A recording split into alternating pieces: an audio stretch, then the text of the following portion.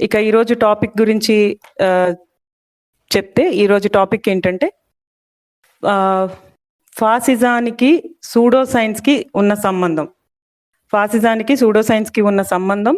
అలాగే ఫాసిస్టు ప్రాజెక్ట్లో pseudo science ఎలా అంతర్భాగమైంది, చరిత్రలో అనుభవాలు ఏ విధంగా ఉన్నాయి, సూడో సైన్స్ ని ఎట్లా ప్రతిఘటన మార్గాలు ఏంటి, ఈ అంశాలపైన సినిమా సైన్స్ రంగంలో కార్యకర్తగా పనిచేస్తున్న దాదా ఐకా బాలాజీ గారు మాట్లాడతారు. మొదట ఈయన రికార్డ్ పంపించారు. 1 గంట 25 నిమిషాల పాటు రికార్డ్ ప్లే అవుతుంది. అటుపైన ఆయన లైవ్ లో ప్రశ్నలకి సమాధానం ఇవ్వటానికి మీ ముందుకు వస్తారు. ముందుగా మనం రికార్డ్ సెషన్ విందాము. రికార్డ్ సెషన్ ప్లే చేస్తున్నాం. Thank you friends. ఒక్క నిమిషం. రావు ఛానల్ ఆల్రెడీ ఇలా అంటాడు.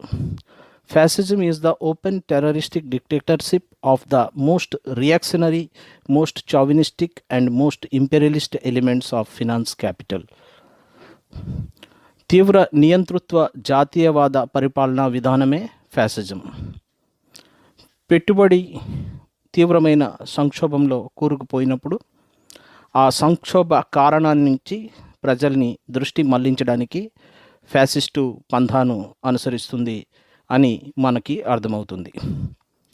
లారెన్స్ బ్రిట్ అనే రాజకీయ విశ్లేషకుడు హిట్లర్, ముసోలిని, ఫ్రాంకో, సుహార్తో అలాగే లాటిన్ అమెరికా డిక్టేటర్ల చరిత్రను గమనించి ఫ్యాసిజానికి సంబంధించిన ఒక సాధారణ లక్షణాలను ఒక 14 పొందుపరిచాడు.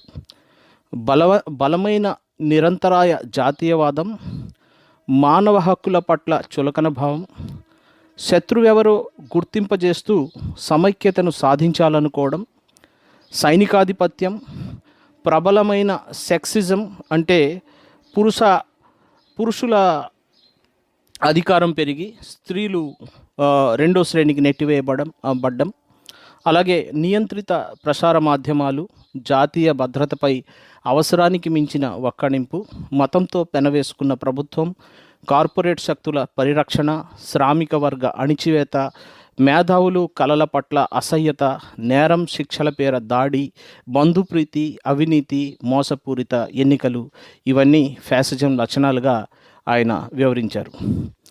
The vicious cycle of uncertainties drives the man into unreason. అనిశ్చయతల విష వలయం పురుషుడిని అహేతుకత వైపు వేస్తుంది అన్న మాట సాధారణంగా సామాజిక శాస్త్రాల్లో వినిపిస్తూ ఉంటుంది. వ్యవస్థ చాలా సంకటావస్థలో ఉండి ప్రజల జీవితం దుర్భరమవుతున్నప్పుడు ఎటువంటి అహేతుకమైన కారణహీనమైన విషయాన్నైనా మనిషి నమ్మేలా తయారవుతాడు. అటువంటి వ్యక్తికి వ్యవస్థలోని లోపాన్ని తెలియనివ్వకుండా నీ బాధకు కారణం మరొకడు అని ప్రజల్లోని ఒక సమూహాన్ని మరో సమూహానికి వ్యతిరేకంగా మలుచుకోవడమే ఫ్యాసిజంలో ఉన్న గొప్పతనం. చిన్నప్పుడు అమ్మ గోరుముద్దలు తినిపిస్తున్నప్పుడు అదుగో బూచాడు అంటూ తినిపించినట్టే ఈ శ్రామిక వర్గంలో ఒక శ్రేణికి, మెజారిటీ వర్గానికి అదిగో ఆ మైనారిటీల కారణంగానే నీ పరిస్థితులు ఇలా ఉన్నాయి అని దృష్టి మరల్చే పని ఫ్యాసిజం చేస్తూ ఉంది. రకరకాల ఫ్యాసిస్టుల విషయంలో వాళ్ళు తయారు చేసి చూపిన శత్రువులు ఎవరో ఇప్పుడు ఒక చిన్న లిస్ట్ చూస్తే మనకి పరిస్థితి ఎలా ఉందో అర్థమవుతుంది. హిట్లర్ ఆయన మనకు చూపిన, అంటే ఆ సమాజానికి చూపిన శత్రువుల లిస్టు ఏంటంటే యూదులు, రోమాస్ అనే నేటివ్ అంటే ఆదివాసీలు, అంతేకాకుండా కమ్యూనిస్టులు. ముస్సోలిని తన ప్రజలకి శత్రువులుగా ఎవరిని చూపాడంటే ముస్సోలిని వలస రాజ్యాల్లో ఉన్న నేటివ్ అంటే అక్కడి మూలవాసులు, అంతేకాకుండా యూదులు, తరువాత కమ్యూనిస్టులు. ఫ్రాంకో నీరో చూపిన శత్రువులు ఎవరు అంటే యూదులు, ఫ్రీ మ్యాజన్స్ అనే ఆదివాసులు, అంతేకాకుండా కమ్యూనిస్టులు. హ్యారీ ట్రూమన్ లేక రిచర్డ్ నిక్సన్ అమెరికాలో ఎవరిని శత్రువులుగా చూపారు అంటే నల్లజాతి వారు కమ్యూనిస్టులు. అలాగే చిలీలో పినోసెట్ ఎవరిని శత్రువులుగా చూపించాడు అంటే మపుచే అనే మూలవాసులు, అంతేకాకుండా కమ్యూనిస్టులు.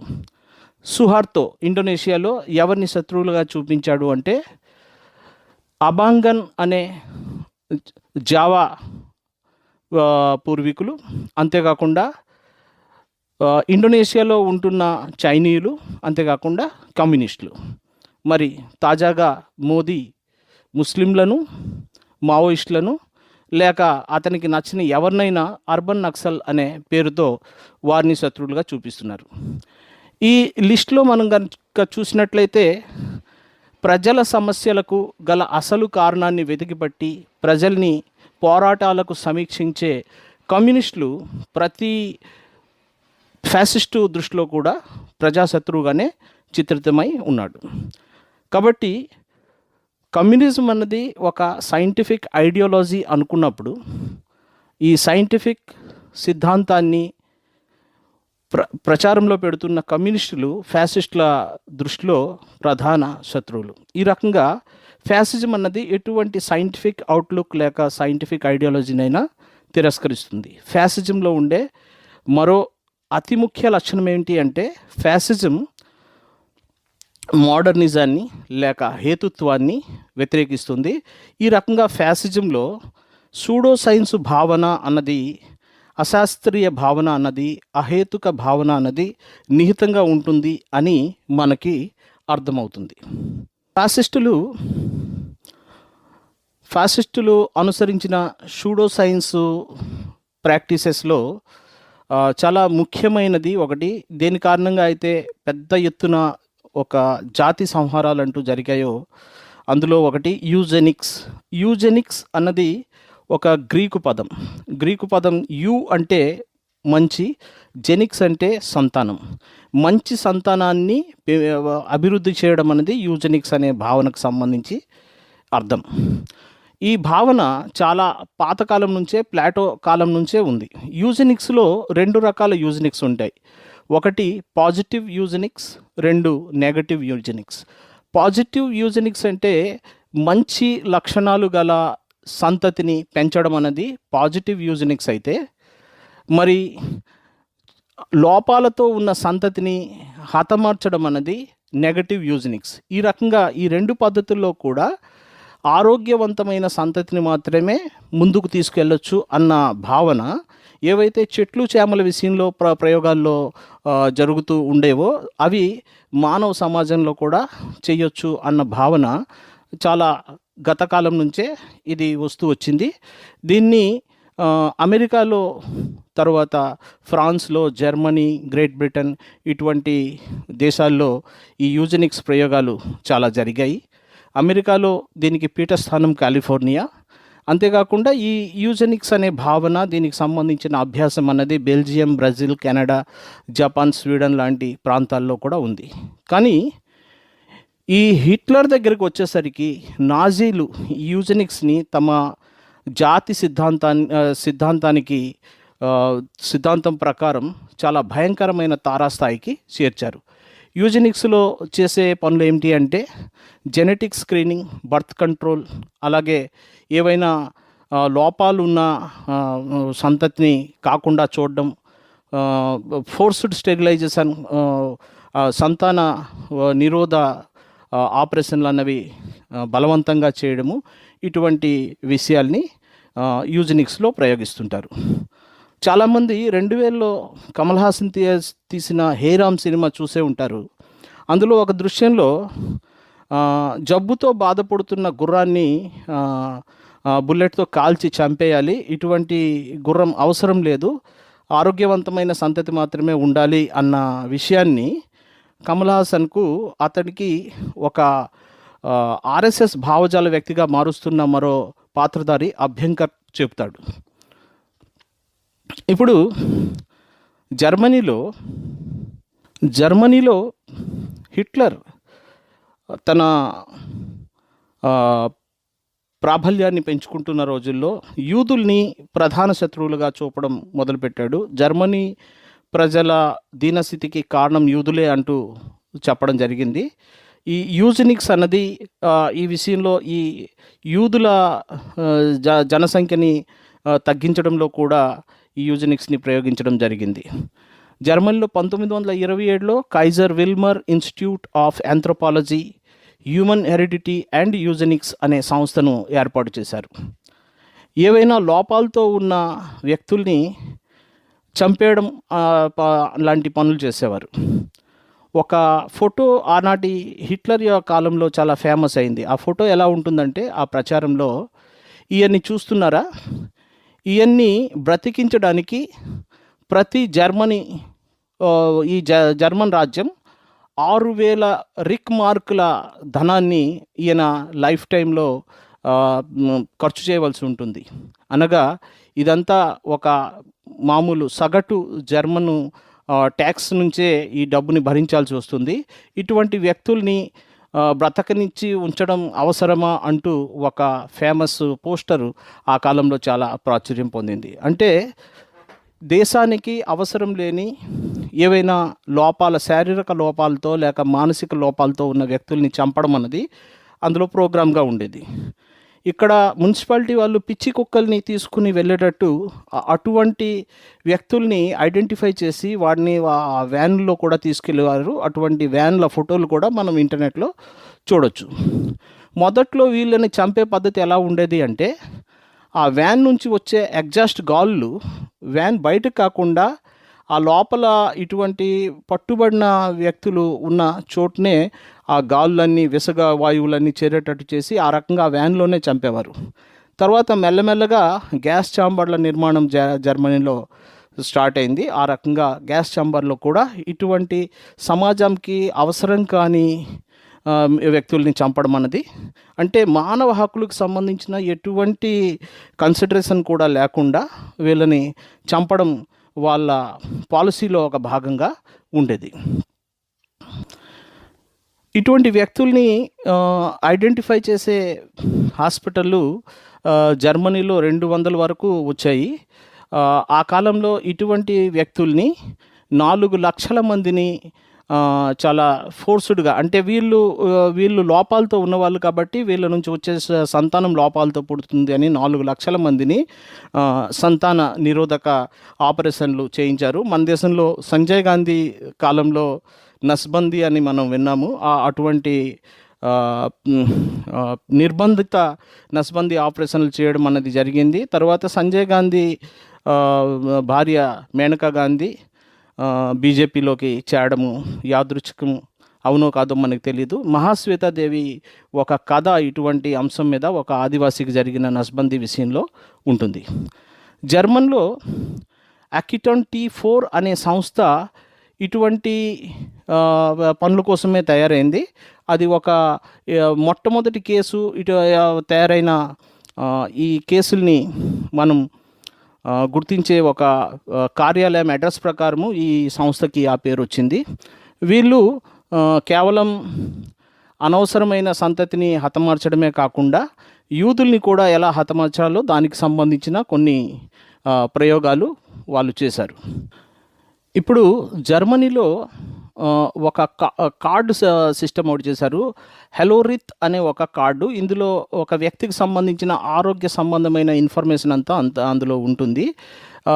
దీని ద్వారా వ్యక్తుల్ని చాలా త్వరగా ఐడెంటిఫై చేసి ఎవరికి సంతానం కలగాలి, కలగకూడదు, ఎవరు బ్రతికుండాలి, ఉండకూడదు అన్న విషయాల్ని నిర్ధారించేవాళ్ళు.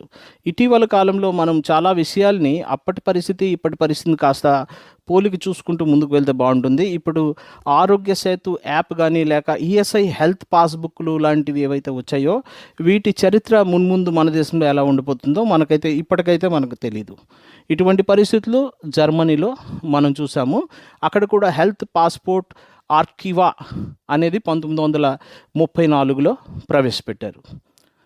అలాగే నాజీల కాలంలో యూజెనిక్స్ని వివాహాలు కుదర్చడం విషయంలో ఎలా చేశారు అంటే, వాళ్ళు నూరెంబర్గ్ లాస్ సూత్రాలు అంటే 1935లో తీసుకొచ్చారు. దీని ప్రకారము ఎటువంటి వంశపారంపర్య వ్యాధులు ఉన్నవారైనా వాళ్ళు పెళ్ళికి అర్హులు కారు. వాళ్ళ తాలూకా SS మెంబర్లు ఎవరైతే ఉన్నారో హిట్లరు సైనికుల తాలూకా మెంబర్లు, వాళ్ళు చాలా జాగ్రత్తగా ఇవన్నీ ఒక కాబోయే పెళ్లి కుమారుడు పెళ్లి కుమార్తె విషయంలో చాలా కూలంకషంగా ఇవన్నీ ముందు చూసుకుని దాని తర్వాతే పెళ్ళికి అనుమతిస్తారు. ఈ విషయాల్ని మనం ఆర్డినరీ ఫ్యాసిజం అని 1965లో ఒక సోవియట్ డాక్యుమెంటరీ సినిమా వచ్చింది. దానికి యాక్చువల్లీ కంపైలేషన్ ఫిల్మ్ అని అంటారు.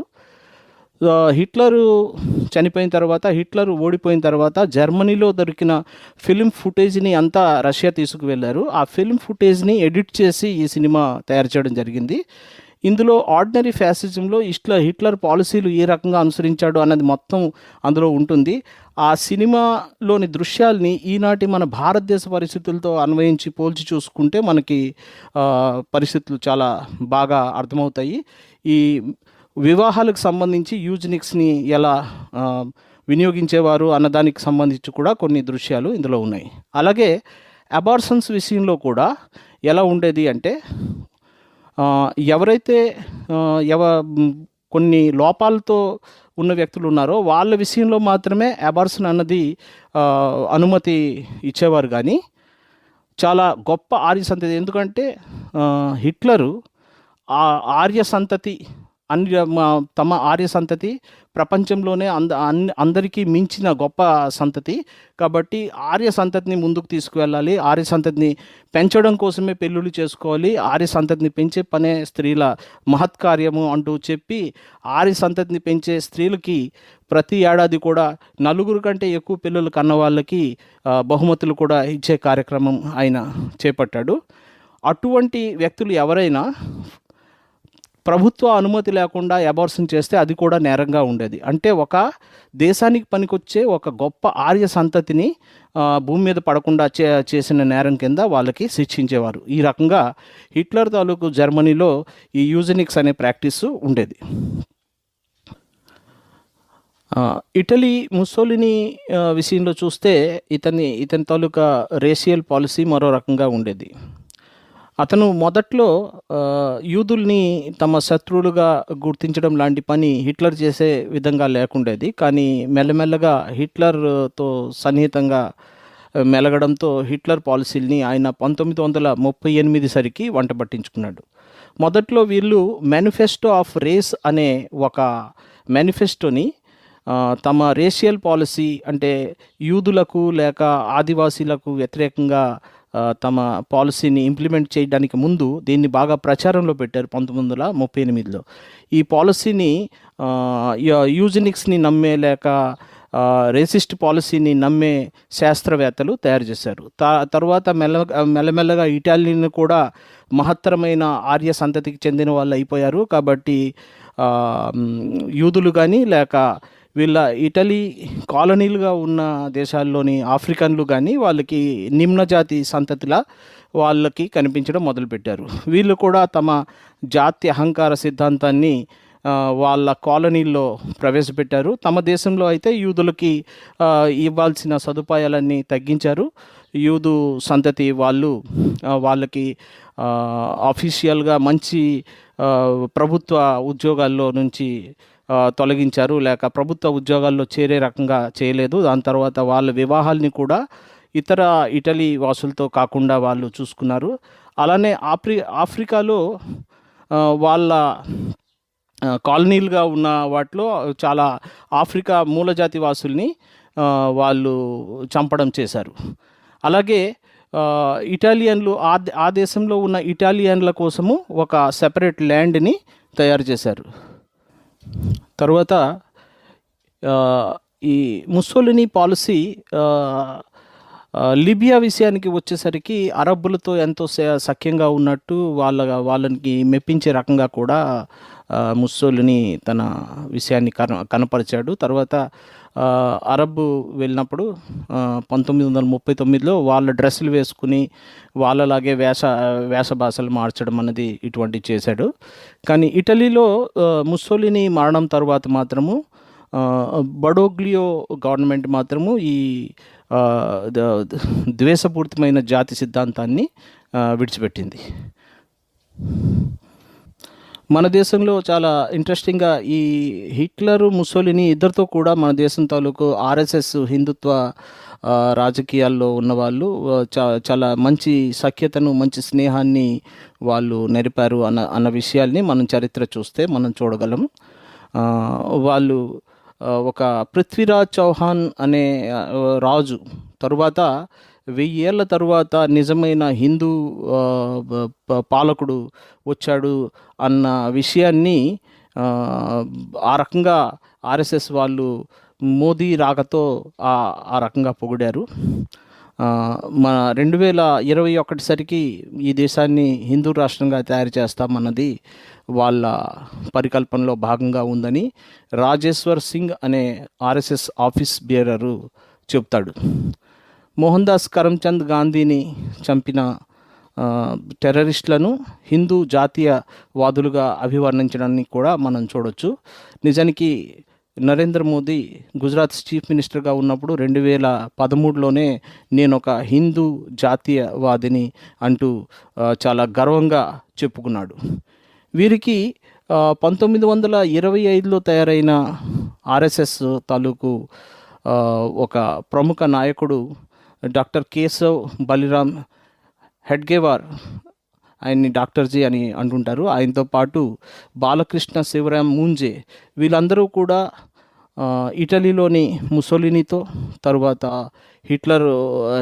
హిట్లర్తో మంచి సత్సంబంధాలు వాళ్ళు కలిగి ఉన్నవారే.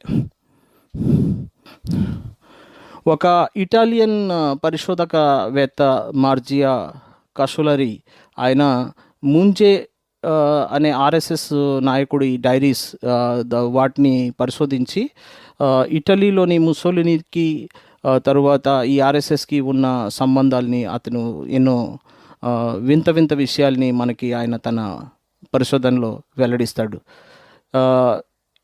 ఫ్యాసిస్ట్ ఆర్గనైజేషన్, ఇటలీలో ఉన్న ఇటాలియన్ ఫ్యాసిస్ట్ యూత్ ఆర్గనైజేషన్ లేక దాన్నే బలిలా అని అంటారు. ఈ బలిలా వారి ట్రైనింగ్ క్యాంపులకి ఈయన మూంజే వెళ్ళి అక్కడ వాళ్ళ ట్రైనింగ్ని అక్కడ వాళ్ళు తీసుకునే శపథాన్ని వాళ్ళు అభ్యసించే శిక్షణని అన్నిటినీ చూసి దాన్ని చాలా గొప్పగా పొగుడుతూ మీ నుంచి మేము ఎంతో నేర్చుకోవాల్సింది ఉంది అంటూ మూంజే ముసోలినికి పొగడ్డం గురించి ఈయన మనకి ఇటాలియన్ పరిశోధకుడు రాస్తాడు.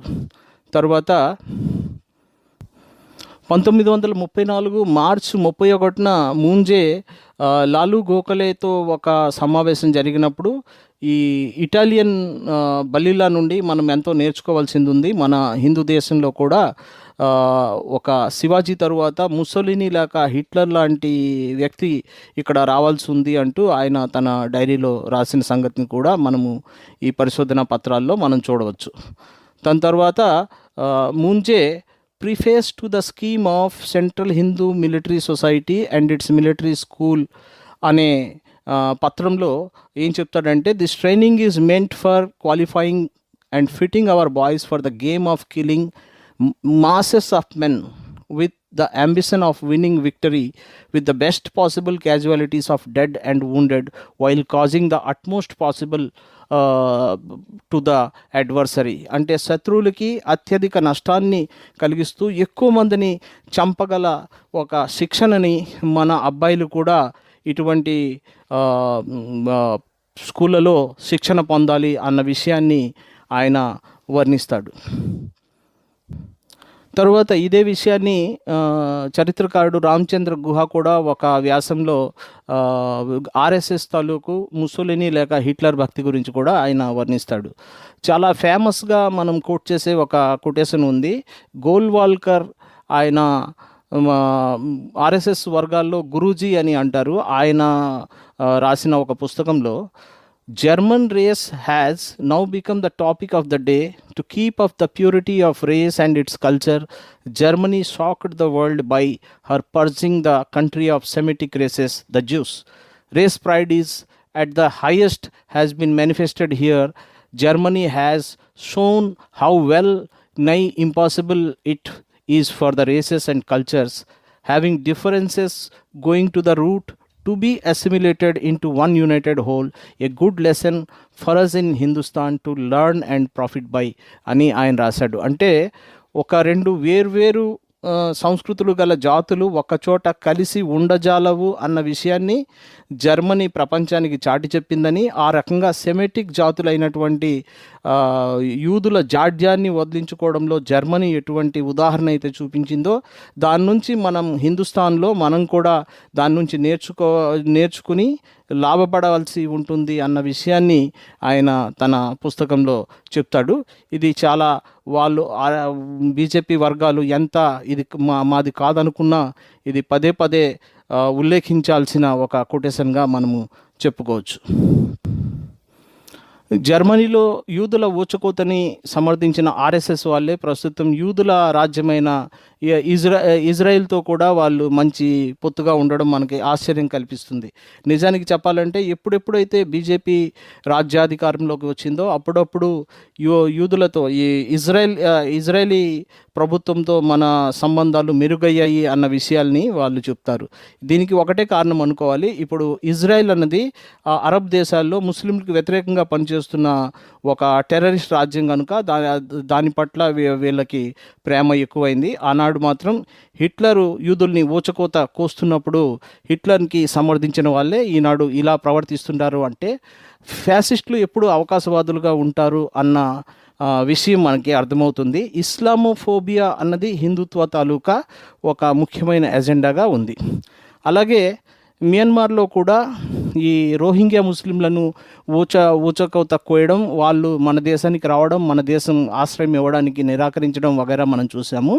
అక్కడ మియన్మార్లో ఉన్న జుంటా సర్కార్తో కూడా వీళ్ళకి మంచి సంబంధాలు ఉన్నాయి. వీళ్ళ మియన్మార్ తాలూకు ఆర్ఎస్ఎస్ శాఖకి అక్కడ తాలూకు మిలిటరీ అధికారులు పెద్ద మంచి ర్యాంకుల్లో ఉన్నవాళ్ళు వస్తుంటారు అని ఆర్ఎస్ఎస్ తాలూకు పత్రిక ఆర్గనైజర్లో ఫిబ్రవరి 28 మార్చి 5, 2000 సంచికలో వచ్చిన ఒక రిపోర్టు మనకి ఆ సంగతి చెబుతుంది. ఇప్పుడు ఆర్ఎస్ఎస్ ఏ రకంగా అయితే జర్మనీ లేక ఇటలీలో వాళ్ళు ఉత్తమ సంతతి, ఉత్తమ ఆర్యన్ జాతి సంతతిని పెంచడానికి, సంతానోత్పత్తిని పెంచడానికి ఎటువంటి ప్రయోగాలు అయితే చేశారో అటువంటి ప్రయోగాలు నాజీల నుంచి నేర్చుకుని ఇక్కడ మన ఆర్ఎస్ఎస్ వాళ్ళు కూడా చేస్తున్నారు.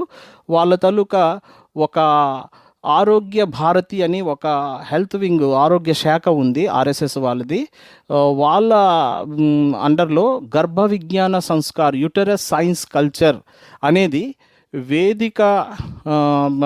వేదాల్లో చెప్పిన విషయాలకి తగ్గట్టుగా ప్రయోగాలు చేస్తూ జర్మనీలో చేసిన మాదిరిగానే ఇక్కడ కూడా చాలా అందమైన, పొడుగాటి, ఆరోగ్యవంతమైన ఆర్య శిశువుల్ని జన్మనివ్వడానికి ప్రయోగాలు చేస్తున్నాయి అని వాళ్ళు చెప్తూ ఉంటారు. ఈ గర్భ విజ్ఞాన్ సంస్కార్ వారి ఆరోగ్య ఉత్తమ సంతతి అనే ఆరోగ్య శాఖ, ఈ ప్రయోగాల శాఖ అన్నది 2015లో వీళ్ళు మొదలుపెట్టి ఇది మొదట గుజరాత్లోను, మధ్యప్రదేశ్లోను వీటికి శాఖలు ఏర్పరిచి తర్వాత రానున్న కాలంలో ఉత్తరప్రదేశ్, వెస్ట్ బెంగాల్లో కూడా వీటి శాఖలు ఏర్పరుస్తాము అంటూ ఆ శాఖకు చెందిన డాక్టర్ హితేష్ జానీ అనే ఆయన చెప్తారు. 2017లో ఇటువంటి ఒక కార్యక్రమం కలకత్తాలో ఏర్పాటు చేసినప్పుడు ఇక్కడి శిశు మహిళా సంక్షేమ శాఖ అబ్జెక్షన్ చేయడంతో ఇటువంటి అహేతుకమైన కార్యక్రమం ఇక్కడ జరగకూడదు అంటూ చెప్పడంతో నిజానికి ఆ కార్యక్రమంలో పాల్గొనే దంపతులకు 500 రూపాయలు చొప్పున టికెట్ కూడా పెట్టారు. అప్పుడు హైకోర్టులో వీళ్ళు కేసు వేస్తే హైకోర్టు కేవలం మీరు కార్యక్రమం చేసుకోవచ్చు, ఎటువంటి మందులు ఇవ్వడం కానీ ఎటువంటి ప్రయోగాలు కూడా చేయకూడదని చెప్పి ఒక వార్నింగ్ ఇస్తూ, ఒక షరతు విధిస్తూ వాళ్ళకి ఆ ప్రోగ్రాము చేసుకొనిచ్చింది అన్న విషయాన్ని మనం పేపర్లలో ఆ రోజుల్లో చూసాము. ఈ కార్యక్రమం ప్రకారము ఇప్పటి వరకు 450 మంది ఆరోగ్యవంతమైన శిశువులకి వీళ్ళు తయారు చేశారట. ఇంకా ఇటువంటి 2020 నాటికి ప్రతి భారత రాష్ట్రంలోనూ, ప్రతి రాష్ట్రంలోనూ ఇటువంటి శాఖలు ఏర్పాటు చేస్తాము. వేల కొద్దీ ఇటువంటి శిశువుల నిర్మాణానికి మేము ప్రయోగాలు చేస్తాము అంటూ వీళ్ళు చెబుతున్నారు. ఇంకా సరిగ్గా ఈ ప్రయోగం లెబెన్స్ బాండ్ అనే ఒక పేరుతో నాజీలు చేసిన ప్రయోగం లాంటిదే. వాళ్ళు ఆర్యన్ మాస్టర్ రేస్ని ముందుకు తీసుకువెళ్ళడానికి అక్కడ కూడా ఇటువంటి ప్రయోగాలు చేశారు. సరిగ్గా ఆ ప్రయోగాలనే దాటికి మక్కి అనుసరిస్తూ అటువంటి ప్రయోగాలు ఇప్పుడు ఆర్ఎస్ఎస్ వాళ్ళు మన దేశంలో చేస్తున్నారు. కేరళలో కూడా ఇటువంటి ప్రయోగం ఒకటి వాళ్ళు చేశారు. కేరళలో నంబూద్రి బ్రాహ్మణులు వెళ్ళి అక్కడి యొక్క స్థానికులతో వాళ్ళు సంగమం జరిపినప్పుడు ఎటువంటి మిశ్రమ ఉత్తమ సంతతి వస్తుందో దానికోసం కూడా వాళ్ళు ప్రయోగాలు చేసినట్టు చాలా గర్వంగా మన గోల్వాల్కర్ ఒక ఆనాటికి సంబంధించిన గోల్వాల్కర్ డైరీకి సంబంధించిన ఒక పుస్తకంలో ఇది ఉంది. కానీ వాళ్ళు చాలా చలాకీగా ఏం చేస్తారంటే కేరళలో ఇటువంటి అసభ్యకరమైన రాతలు కేరళ ప్రజలకి కనిపించకుండా ఉండడానికి వాళ్ళు ఆ పుస్తకాలు వేసినప్పుడు ఆ గోల్వాల్కర్ చెప్పిన ఆ మాటల్ని వాళ్ళు బ్లాక్అవుట్ చేస్తూ వాళ్ళు చూపించడం జరిగింది. కానీ నిజానికి చెప్తే గోల్వాల్కర్ డైరీలకు సంబంధించిన ఆ వార్తలు ఆర్గనైజర్ ఆర్ఎస్ఎస్ వాళ్ళ గ్రంథాల్లో మాత్రం మిగిలిపోవడం జరిగింది. కాబట్టి అక్కడి నుంచి వెలను బయటపడ్డాయి. ఈ ఉత్తమ సంతతి ప్రాజెక్టు ప్రకారం ఒక నల్లని చర్మపు వర్ణం కలిగి ఉన్న వ్యక్తికి కూడా అందమైన తెల్లని శిశువు ఏ రకంగా కలగొచ్చు, దానికి సంబంధించిన వాళ్ళు ప్రాసెస్లు కూడా చెప్పారు. అందులో శుద్ధీకరణ అంటూ ఒక ప్రాసెస్ ఉందట. తర్వాత దంపతులు గ్రహాల స్థానాల్ని బట్టి ఎటువంటి గడియల్లో ఉన్నప్పుడు వాళ్ళు జతగూడాలి. దాని తర్వాత ఆ రకంగా జరిగితే గర్భస్థ శిశువు ఏ రకంగా గర్భంలో శిశువు ఉన్నప్పుడు ఎటువంటి జాగ్రత్తలు తీసుకోవాలి, ఆ రకంగా చేస్తే ఎలా ఉత్తమ సంతతి కలుగుతుంది అన్న విషయాలు చెప్తారు. ఇదంతా వీటిలో కూడా చాలా సూడో సైన్స్ ఉంది.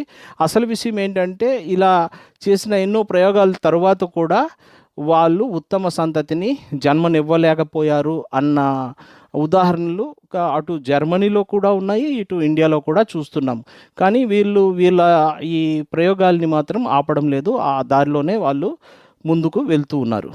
నాజిజం నుంచి మన ఇండియన్ వెరైటీ ఆఫ్ ఫ్యాసిజం ఏదైతే ఉందో అవి ఎన్ని రకాల కార్యక్రమాలని కాపీ కొడుతూ ఉంటుంది అని అంటే ఒక ప్రైమ్ మినిస్టరు లేక అక్కడ హిట్లర్ కూడా రోడ్లను క్లీన్ చేయడము అంటే స్వచ్ఛత అన్న మాటకు తీసుకురావడం వాళ్ళు చేసినట్టే ఈయన కూడా ఇక్కడ కూడా మనం చూస్తున్నాము. అలాగే అక్కడ కూడా పశుపక్షాదుల్ని ప్రేమించే మా ఫ్యూరర్ అన్న రకంగా హిట్లర్ తాలూకు ఫోటోలు కనుక చూస్తే ఇక్కడ కూడా అటువంటివే దడప మనము పావురాలతో లేక రామచిలకలతో ఇటువంటి ఫోటోలు మనం చూడడం, నెమళ్ళతో చూడడం, ఇటువంటివన్నీ మనం చూస్తుంటాము. నిజానికి ఆర్డినరీ ఫ్యాసిజం అన్న సినిమా కనుక చూస్తే మనకు మక్కి వాళ్ళు ఏ రకంగా హిట్లర్ తాలూకు ఆ చేష్టల్ని కాపీ చేస్తూ ఆ రకంగా ప్రజల్ని ఎప్పటికప్పుడు వాళ్ళకి టెస్ట్ చేస్తూ ఒక తమ ఏకైక నాయకుడి పట్ల ప్రజల అభిమానము ఏమాత్రం తగ్గకుండా ఉందా లేదా అన్నది ఎలా వాళ్ళు టెస్ట్ చేస్తూ ఉన్నారో ఆ సంగతిని మనం గమనించవచ్చు. అక్కడ జర్మనీలో ఒక సంఘటన జరిగింది. క్రిస్టల్ నాచ్ అనే సంఘటన జరిగింది. ఇందులో ఎవరో ఒక 17 ఏళ్ళ జర్మన్లో పుట్టిన ఒక యూదుడు ప్యారిస్లో ఒక వ్యక్తిని అంటే జర్మనీకి సంబంధించిన రాయబారిని హత్య చేశాడు అన్న నెపంతో చాలా ఊచకోత జరిగింది. దాన్ని ఇక్కడ మనం గోద్రా సంఘటన కూడా చాలా అనుమానాస్పదమైంది.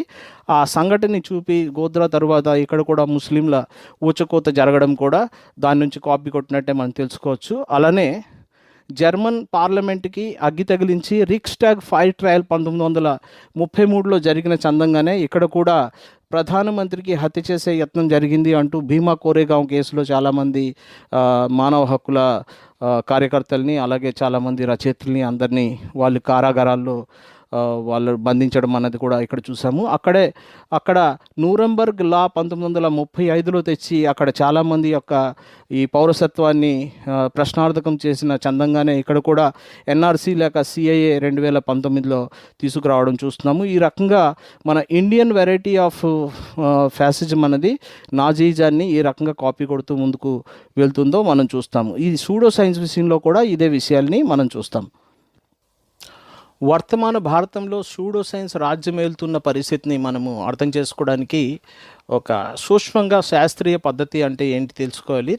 అలానే సైన్స్కి సూడో సైన్స్కి మధ్య ఉన్న వ్యత్యాసాన్ని కూడా తెలుసుకోవాలి. శాస్త్రీయ పద్ధతి అన్నది ఒక క్రమ పద్ధతిలో సైన్స్ విషయంలో ప్రయోగాలు చేసి అసలు విషయాన్ని రాబట్టడానికి సంబంధించిన విషయంగా మనకి ఉంటుంది. ఒక నిష్పాక్షికమైన భావంతో, నిష్పాక్షికమైన ఒక అభిప్రాయంతో మన చుట్టూ ఉన్న పరిస్థితులను అధ్యయనం చేయడం, ఆ రకంగా అధ్యయనం చేయడం ద్వారా ప్రశ్నను ఏర్పరచుకోవడం, ఆ ప్రశ్నని ప్రయోగానికి ఆ ప్రశ్నగా ఫలితంగా ఒక హైపోథెసిస్ని, ఒక ప్రతిపాదనని ఏర్పరచుకోవడం, అది నిజమా కాదా అనేది నిగ్గు తేల్చుకోవడానికి ప్రయోగం చేయడం, ఆ ప్రయోజక ఫలితాన్ని మన కన్క్లూజన్కి సరిపోయిందా లేదా, మన హైపోథెసిస్కి సరిపోయిందా లేదా అని చూసుకోవడం. ఒకవేళ మన పూర్వ భావన లేక మనం అనుకున్న ప్రతిపాదనకి సరిపోయే రకంగా ప్రయోగం కనుక వచ్చినట్లయితే, ప్రయోగ ఫలితాలు వచ్చినట్లయితే దాన్నే సిద్ధాంతంగా తయారు చేసుకోవడము.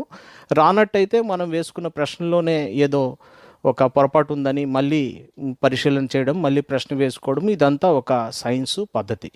ఈ పద్ధతిలోనే కొన్ని ఉదాహరణలు చెప్పుకుంటే, బ్రౌన్ అనే ఆయన పుప్పొడి రేణువులకు సంబంధించిన ఒక ప్రయోగాన్ని చేస్తూ ఆ పుప్పొడి రేణువుల యొక్క చలనాన్ని ఆయన జాగ్రత్తగా గమనించి బ్రౌనియన్ మోషన్ అని ఫిజిక్స్కి సంబంధించిన ఒక అంశాన్ని కనుక్కున్నాడు. ఎప్పుడైనా మనం నిష్పాక్షికంగా ఇటువంటి ప్రయోగాలు చేస్తే ఇవి వస్తాయి. కానీ పూర్వ భావన బట్టి ఆవు పేడలో ఉన్న ఔషధ విలువలు అన్న రకమైన భావన తయారు చేసి దాని మీద మీరు ఎన్ని కోట్ల డబ్బు ఖర్చు పెట్టి ప్రయోగాలు చేసినా ఫలితం ఉండదు అన్న విషయాన్ని మనం తెలుసుకోవచ్చు. ఒక సైన్స్కి లేక సూడో సైన్స్కి మధ్య తేడాలు ఏ రకంగా ఉంటాయి అంటే, సైన్స్ ఎప్పుడైనా కొత్త ప్రయోగాల ద్వారా ప్రపంచంలో ఏ చోట జరిగినా కొత్త ప్రయోగాల ద్వారా పూర్వం ఏర్పడిన అభిప్రాయాల్లో ఏవైనా మార్పులు మళ్ళీ జరిగితే, దానికి విపరీత ఫలితాలు వస్తే తనని తాను మార్చుకోవడానికి సిద్ధంగా ఉంటుంది. కానీ సూడో సైన్స్ అనేది పూర్వభావంతో ఎలాంటిది అలానే ఉంటుంది. సైన్స్లో ప్రయోగాలు ఏవైతే ఉన్నాయో శాస్త్ర జగత్తులో పేరెన్నిక గల ఒక జర్నల్స్లో పీర్ రివ్యూడ్ పేపర్స్ అంటారు, పీర్ రివ్యూడ్ జర్నల్స్లో ప్రచురితం అవుతాయి. కానీ సూడో సైన్స్ మాత్రం వాళ్ళు ముందుగానే ఒక పేపర్లలో ప్రకటించేస్తారు, లేక పలానా గ్రంథాల్లో ఈ రకంగా రాసి ఉన్నాయి అన్న రకంగా చెప్తారు. సైన్స్ ఎప్పుడైనా క్రిటిసిజంని ఇన్వైట్ చేస్తుంది, ఆహ్వానిస్తుంది. సూడో సైన్స్ క్రిటిసిజంని ఎప్పుడు కూడా ఒప్పుకోదు. సైన్స్ కారణంగా వచ్చిన ఫలితాలు చాలా కరెక్ట్గా మెజర్మెంటు అంటే 0.0001 అన్న ఖచ్చితమైన ఫలితాలు ఇస్తుంది. కానీ సూడో సైన్స్లో వాళ్ళు చెప్పి కొన్ని నమ్మకాల మీద ఆధారపడి ఉంటారు కాబట్టి వాళ్ళు అవి ఇచ్చే ఫలితాలు కొలతలు కూడా చాలా మామూలుగా ఒక సుమారుగా ఉంటాయి. కానీ ఖచ్చితమైన ఫలితాలు ఎప్పుడు సూడో సైన్స్లో మనకి లభించవు. సూడో సైన్స్ విషయాన్ని ఎక్కడైనా సూడో సైన్స్ అన్న విషయాన్ని మనం పోల్చుకోవాలంటే కొన్ని మాటలు మనం ఎప్పుడైనా చూడాలి. ఎక్కడైనా అనూహ్యమైన శక్తి, లేక కాంతి వలయం, లేక నెగటివ్ ఎనర్జీ, లేక పాజిటివ్ ఎనర్జీ అన్న రకం మాటలు అన్నారంటే, ఇలాంటి పోఖ్రీ మాటలు ఎక్కడ విన్నా ఇది తప్పకుండా సూడో సైన్స్ అని మనము అర్థం చేసుకోవాలి. ఎందుకంటే శక్తి ఎన్ని రకాలు అన్నది మనకు తెలుసు. ఎలక్ట్రికల్ ఎనర్జీ, అయస్కాంత శక్తి, విద్యుత్ శక్తి ఇలాంటివి ఉన్నాయి. విద్యుత్ శక్తిలో 2 రకాలు ఉన్నాయి, పాజిటివ్ విద్యుత్తు, నెగటివ్ విద్యుత్తు అని. నెగటివ్ ఎనర్జీ, పాజిటివ్ ఎనర్జీ అన్నట్టు ఎక్కడా లేవు. కాబట్టి ఇటువంటి మాటలు, ఒక పాజిటివ్ ఎనర్జీ కనిపించింది అని ఇటువంటి మాటలు ఎవరైనా అన్నారంటే, ఇటువంటి పోఖ్రీ మాటలు ఏవి సైన్స్కు సంబంధించిన పదజాలం ఏదైనా వాడుతున్నారు అంటే అది సూడో సైన్స్ అన్న విషయాన్ని మనము అర్థం చేసుకోవాలి. అలాగే వేదకాలంలో ప్రజలు నమ్మారు అనో, చైనీయులు నమ్మారు అనో, ఈ రకంగా ఏదో శ్లోకానికి అర్థం చెప్పి ఇదే సైన్స్ అని చెప్పారు అన్నప్పుడు మాత్రం ఇది తప్పకుండా సూడో సైన్స్ అన్న విషయాన్ని నిర్ధారణకి రావాల్సి ఉంటుంది. ఎప్పుడైనా సైన్సులో సర్వకాల సర్వావస్థల యందు ఈ దేశంలో చేసినా, మరో దేశంలో చేసినా, నువ్వు చేసినా, నేను చేసినా, ఇక్కడ చేసినా, అక్కడ చేసినా, ఇప్పుడు చేసినా, ఎప్పుడు చేసినా ప్రతిసారి కూడా ఒకే ప్రయోగం ఒకే ఫలితాన్ని ఇచ్చే సర్వకాలీనత, అంటే అన్ని కాలాల్లోనూ అన్ని ప్రాంతాలకి తగినట్టుగా ఈ రకంగా సైన్స్ ఉంటుంది. కానీ సూడో సైన్స్ విషయంలో ఇటువంటివి ఉండవు. కానీ ఈ సూడో సైన్స్ అన్నది చాలా ప్రమాదకరమైంది. రాజకీయ వ్యవస్థల్లోకి చొచ్చుకుపోతే జాతి స్వచ్ఛత పేరిట మారణ హోమాన్ని సృష్టించడం అనేది మనం జర్మనీలో చూసాము, మన దేశంలో కూడా చూడబోతున్నామేమో, అది కూడా మనకి మున్ముందు చూడాలి. తర్వాత విద్యా వ్యవస్థల్లోన వైజ్ఞానిక మానవీయ దృక్పథాలకి దెబ్బతీసే అంశాలు ప్రవేశపెడుతుంది. ఆరోగ్య రంగంలో సూడో సైన్స్ ఎటువంటి భయంకరమైన ఫలితాలు తీసుకొస్తుందో ముందు మనం తెలుసుకుంటాము. తరువాత మతాల్లోకి చొరబడితే సూడో సైన్స్ మతోన్మాదం, అసహనం, తర్వాత పవిత్ర యుద్ధాలు ఇటువంటివన్నీ వస్తాయి. కమ్యూనికేషన్ మాధ్యమంలోనికి ప్రవేశించినట్టయితే ప్రజా సమస్యలపై వాస్తవిక సమాచారం మనకు దొరకకుండా చేస్తుంది. కాబట్టి సూడో సైన్స్ అన్నది చాలా భయంకరమైనది. కానీ ఈరోజు భారతావనిలో మనం సూడో సైన్స్ వలయంలో చిక్కుకుని ఉన్నాము. ఆరోగ్య రంగంలో సూడో సైన్స్కి సంబంధించిన ఒక చిన్న ఉదాహరణ, ఆ మధ్య మినిస్ట్రీ ఆఫ్ ఆయుష్ అని ఒకటి ఉంది. ఆయుష్ అంటే ఏ అంటే ఆయుర్వేద, వై అంటే యోగా అండ్ నేచురోపతి, యు అంటే యునాని, ఎస్ అంటే సిద్ధ, తర్వాత హెచ్ అంటే హోమియోపతి. ఇటువంటి పురాతన భారతదేశపు వైద్య విధానాలన్నిటికీ వాటికి ఒక అభివృద్ధి చేయాలని, వాటికి ఒక వత్తాసు ఇవ్వాలని ఇటువంటి ఒక విభాగాన్ని పూర్తిగా ఒక ప్రత్యేక మంత్రిత్వ శాఖ కిందకే మార్చారు 2014లో నరేంద్ర మోదీ ప్రభుత్వం మన దేశంలో పరిపాలన పగ్గాలు చేపట్టిన తర్వాత. వీళ్ళు గర్భిణీ స్త్రీలకు సంబంధించిన కొన్ని ఆరోగ్య సూత్రాల్ని వాళ్ళు ప్రకటించారు. వాటి ప్రకారం గర్భిణీ స్త్రీ అవస్థలో ఉన్నప్పుడు వాళ్ళు భర్తతో సంగమించకూడదని, లేక కేవలం శాకాహార భోజనమే తీసుకోవాలని, చాలా చాలా వింతైన సూత్రాలు వాళ్ళు గర్భిణీ స్త్రీలకు చెప్పారు. కరోనా కాలంలో కూడా మనము ఈ సూడో సైన్స్ ఎలా రాజ్యం వెళ్ళిందో చూసాము. మన ప్రధానమంత్రి మార్చి 22 నాడు అమావాస్య రోజు వైరస్, బ్యాక్టీరియా లాంటి దుష్ట శక్తులు చాలా ఎక్కువ యాక్టివ్గా ఉంటాయని, ఆ రోజు చప్పట్లతో వైబ్రేషన్లు సృష్టిస్తే వైరస్ తన శక్తిని కోల్పోతుంది అంటూ ప్రధానమంత్రి చెప్పి మన చేత చప్పట్లు వగైరా కుట్టించాడు. అప్పుడు కూడా వాట్సాప్లో ఈ బీజేపీ ఐటీ సేనలు మనకి దీని వెనుక ఎంతో గొప్ప దైవిక శక్తి పనిచేస్తుందని, దీని వెనుక ఎంతో పెద్ద సైన్స్ ఉందన్నట్టు ప్రచారాలు చేశారు. అలాగే ఏప్రిల్ 5న ఆ రోజు ప్రధానమంత్రి మళ్ళీ మనకు ఒక టాస్క్ ఇచ్చారు. ఆ రోజు దీపాలు వెలిగించమని చెప్పారు. ఇంట్లో లైట్లన్నీ ఆర్పేసి మన టార్చ్ లైట్లు కానీ లేక మొబైల్ ఫ్లాష్ లైట్లు కానీ వేసి ఈ రకంగా దీపాలు వెలిగిస్తే ఎంతో శక్తి ఆకాశంలోకి విడుదలవుతుందట.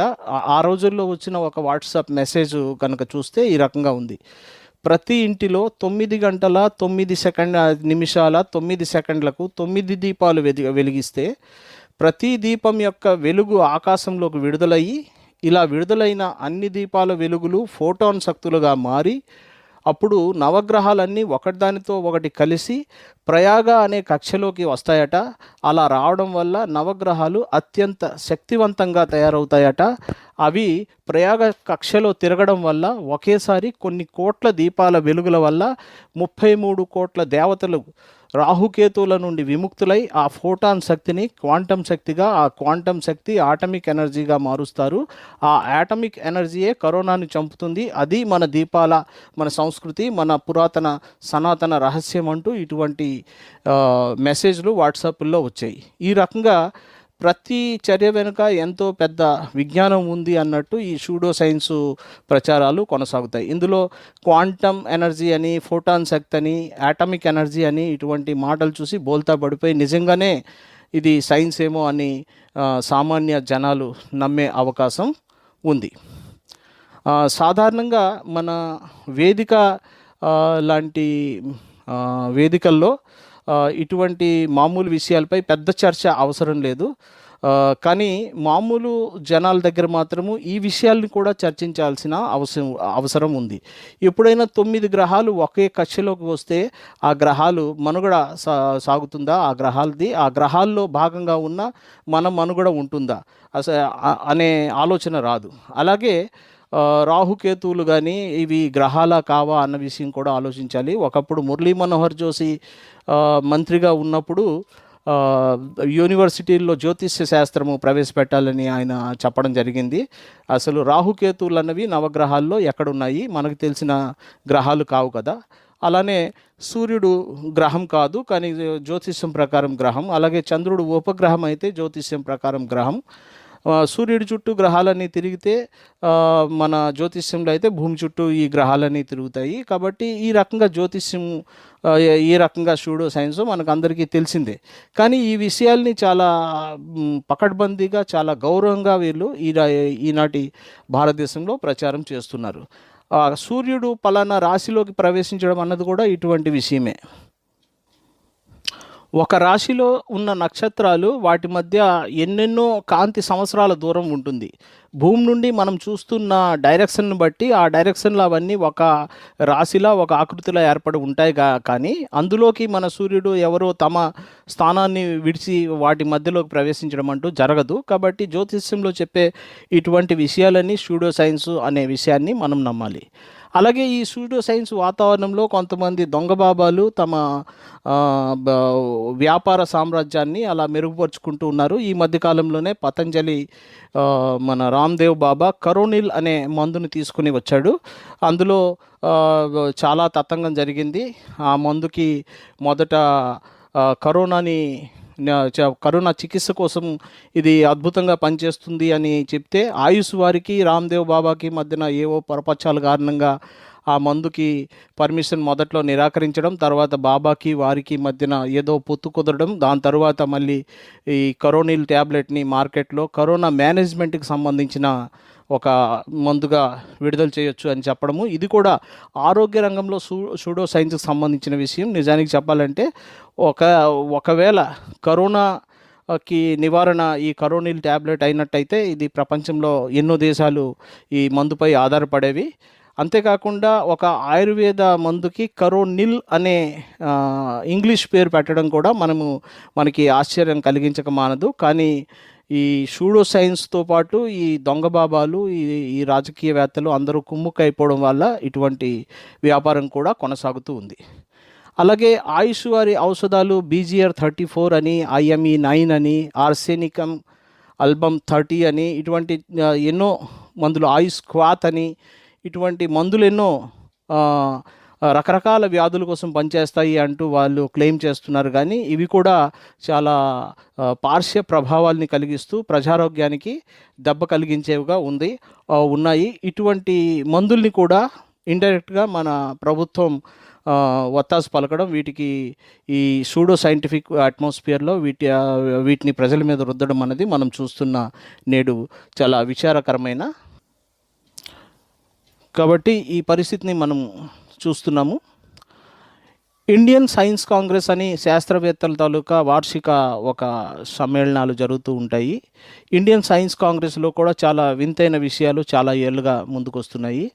ఒక ఆయన భరద్వాజ వైమానిక శాస్త్రం గురించి తీసుకొచ్చి, ఆయన ఈ మన వేద కాలంలోనే చాలా పెద్ద పెద్ద విమానాలు మన పూర్వీకులు తయారు చేశారని ఆయన ఒకసారి చెప్పారు.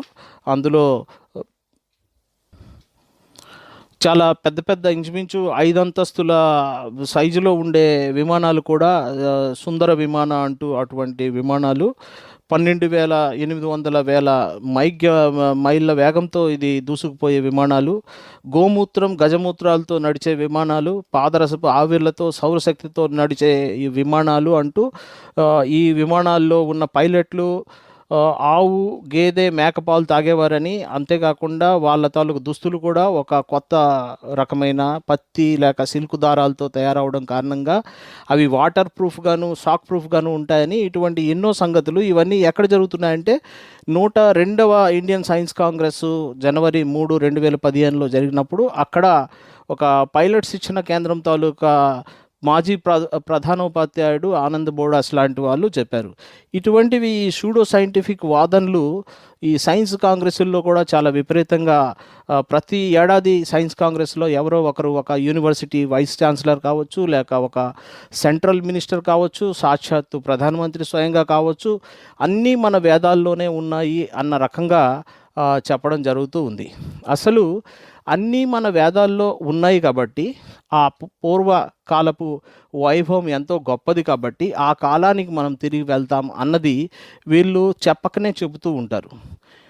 నిజానికి ఈ ఆర్ఎస్ఎస్ ఏర్పాటు అనేది 1925లో జరిగినప్పుడు భారతదేశంలో ఎటువంటి పరిస్థితి ఉంది, ఆ పరిస్థితుల్లో ఈ ఆర్ఎస్ఎస్ అనేది ఎటువంటి ప్రతిఘాత శక్తుల ప్రయత్నాల ఫలితంగా ముందుకొచ్చింది అన్నది మనం చూడాలి.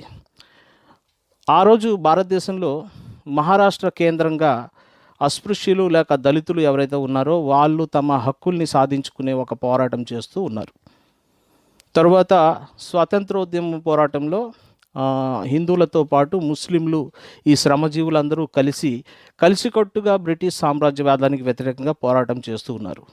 ఇటువంటి పరిస్థితుల్లో ఎవరైతే అగ్రవర్ణ బ్రాహ్మణాధిపత్య వర్గాలు హిందూ మతంలో ఉన్నాయో వాళ్ళ తాలూకా వాళ్ళు అనుకున్న మనుధర్మం ఆధారంగా నడిచే ఒక పాత సమాజం ఏదైతే వాళ్ళు కొనసాగించాలి అని అనుకున్నారో దాని మీద ఒకదాని తర్వాత ఏదో ఒకటి సమ్మిటపోటు పడుతూనే ఉంది. ఉదాహరణకి అక్కడ బెంగాల్లో వచ్చిన సంస్కరణ ఉద్యమ ఫలితాలుగా రాజా రామ్మోహన్ రాయ్ ఇటువంటి వాళ్ళు సతీ సహగమనాన్ని నిషేధించడము, ఇలా హిందూ అగ్రవర్ణ అధికారానికి సంబంధించిన ఒక్కొక్క పద్ధతి మీద వేటు పడుతూ ఉండడంతో వీళ్ళు పునరుద్ధరణవాదులుగా బ్రిటిష్ సామ్రాజ్యవాదులతో కుమ్ముక్కై ఇటువంటి ఆర్ఎస్ఎస్ నిర్మాణం జరిగింది. అందులో భాగంగానే ఈనాడు అన్ని వేదాల్లోనే ఉన్నాయి కాబట్టి వేదకాలం గొప్పది, ఆ సమాజ వ్యవస్థ గొప్పది అని చెప్తూ మనకి ఆధునిక భారతదేశ చరిత్రలో మనం ఎంతైతే ఏమాత్రమైన ప్రగతి ఏదైతే మనం సాధించామో దాన్ని తిరగదోడే ప్రయత్నమే ఇదంతా అని మనము చెప్పుకోవాలి. ఆ దృష్టిలో ఆ నేపథ్యంలోనే ఈ సూడో సైంటిఫిక్ వాదనని కూడా మనం అర్థం చేసుకోవాల్సి ఉంటుంది.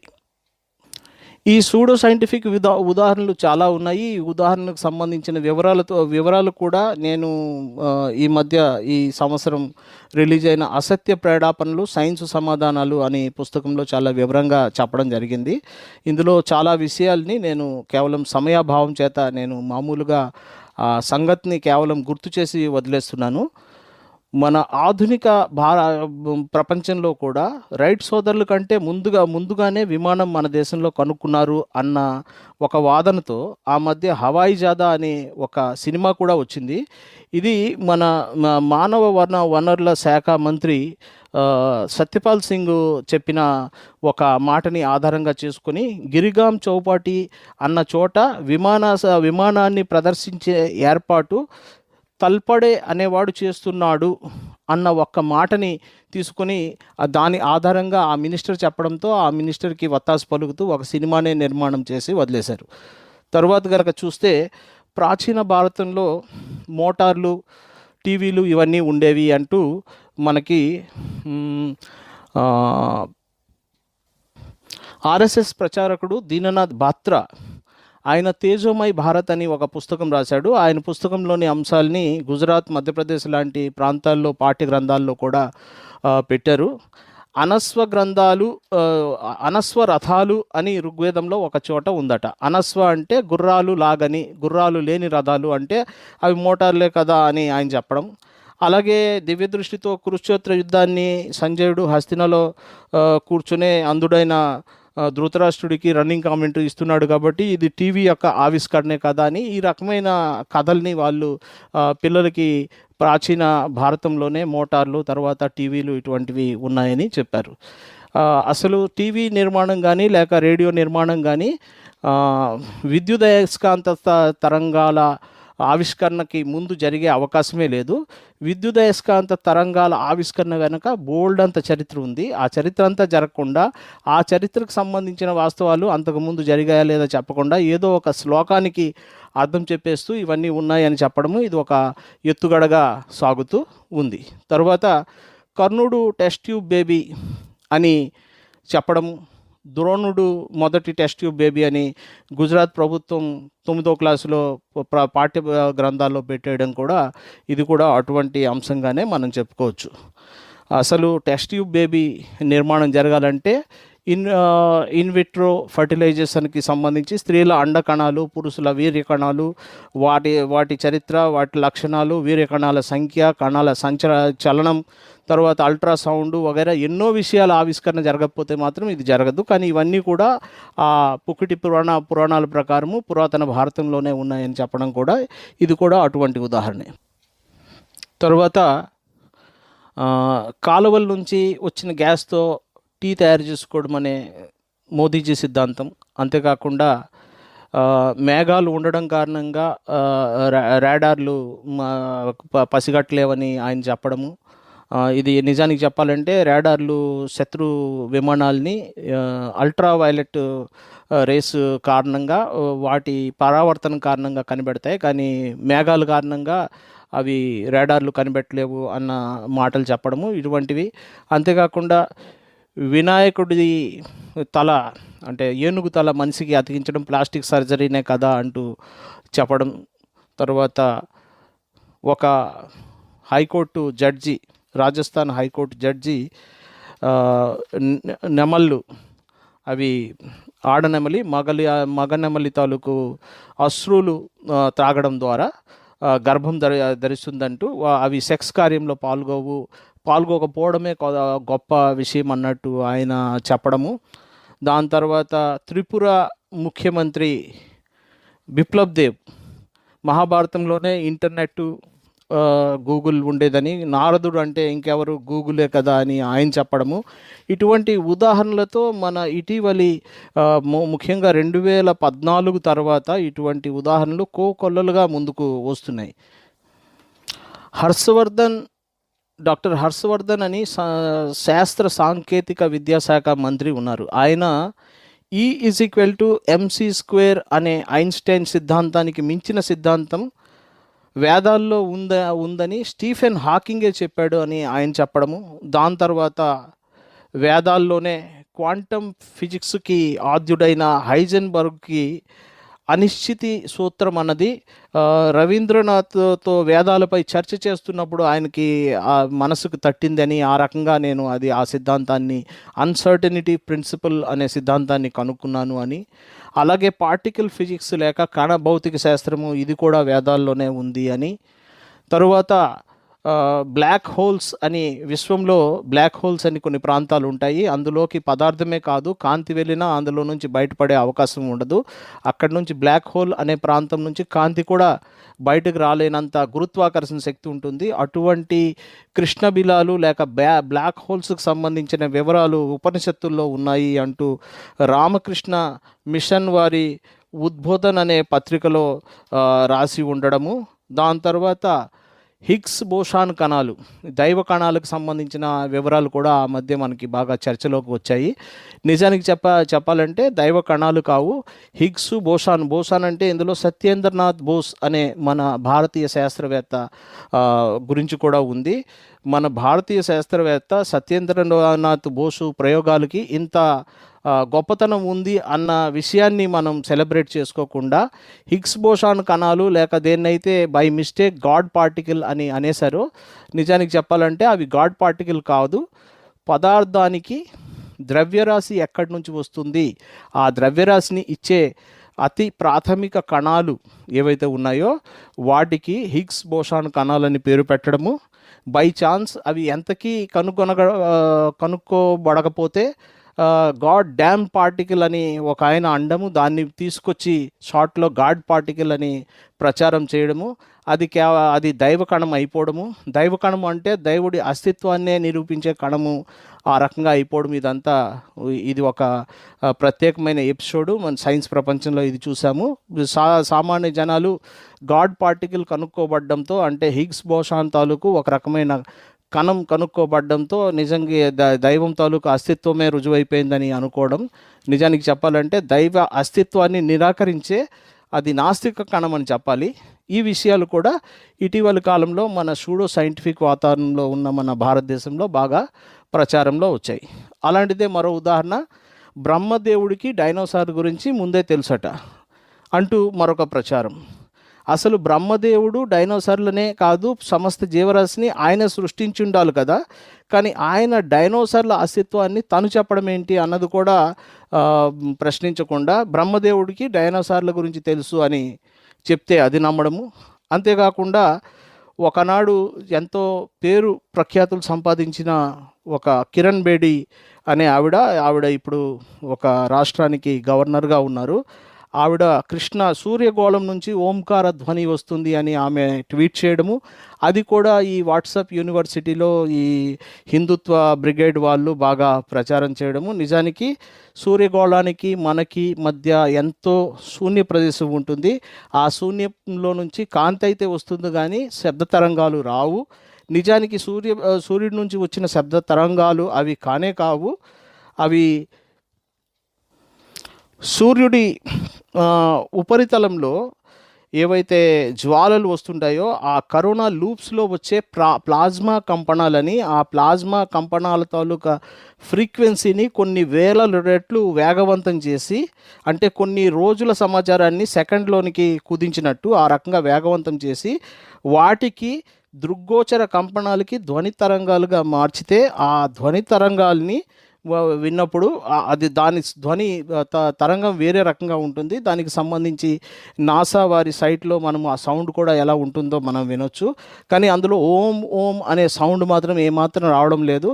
ఆ రకంగా చెప్పడం ద్వారా మన భారతదేశంలోనే కాదు, మన ప్రపంచంలోనే కాదు, విశ్వమంతా హోం నిండి ఉంది అని హిందువులకు లేని గొప్పతనాన్ని ఆపాదించి హిందువుల్ని ఉత్తుత్తగా వాళ్ళకి గర్వకారణాలని చూపించి కనిపెట్టి చూపించే ఈ పద్ధతులే ఇవన్నీ.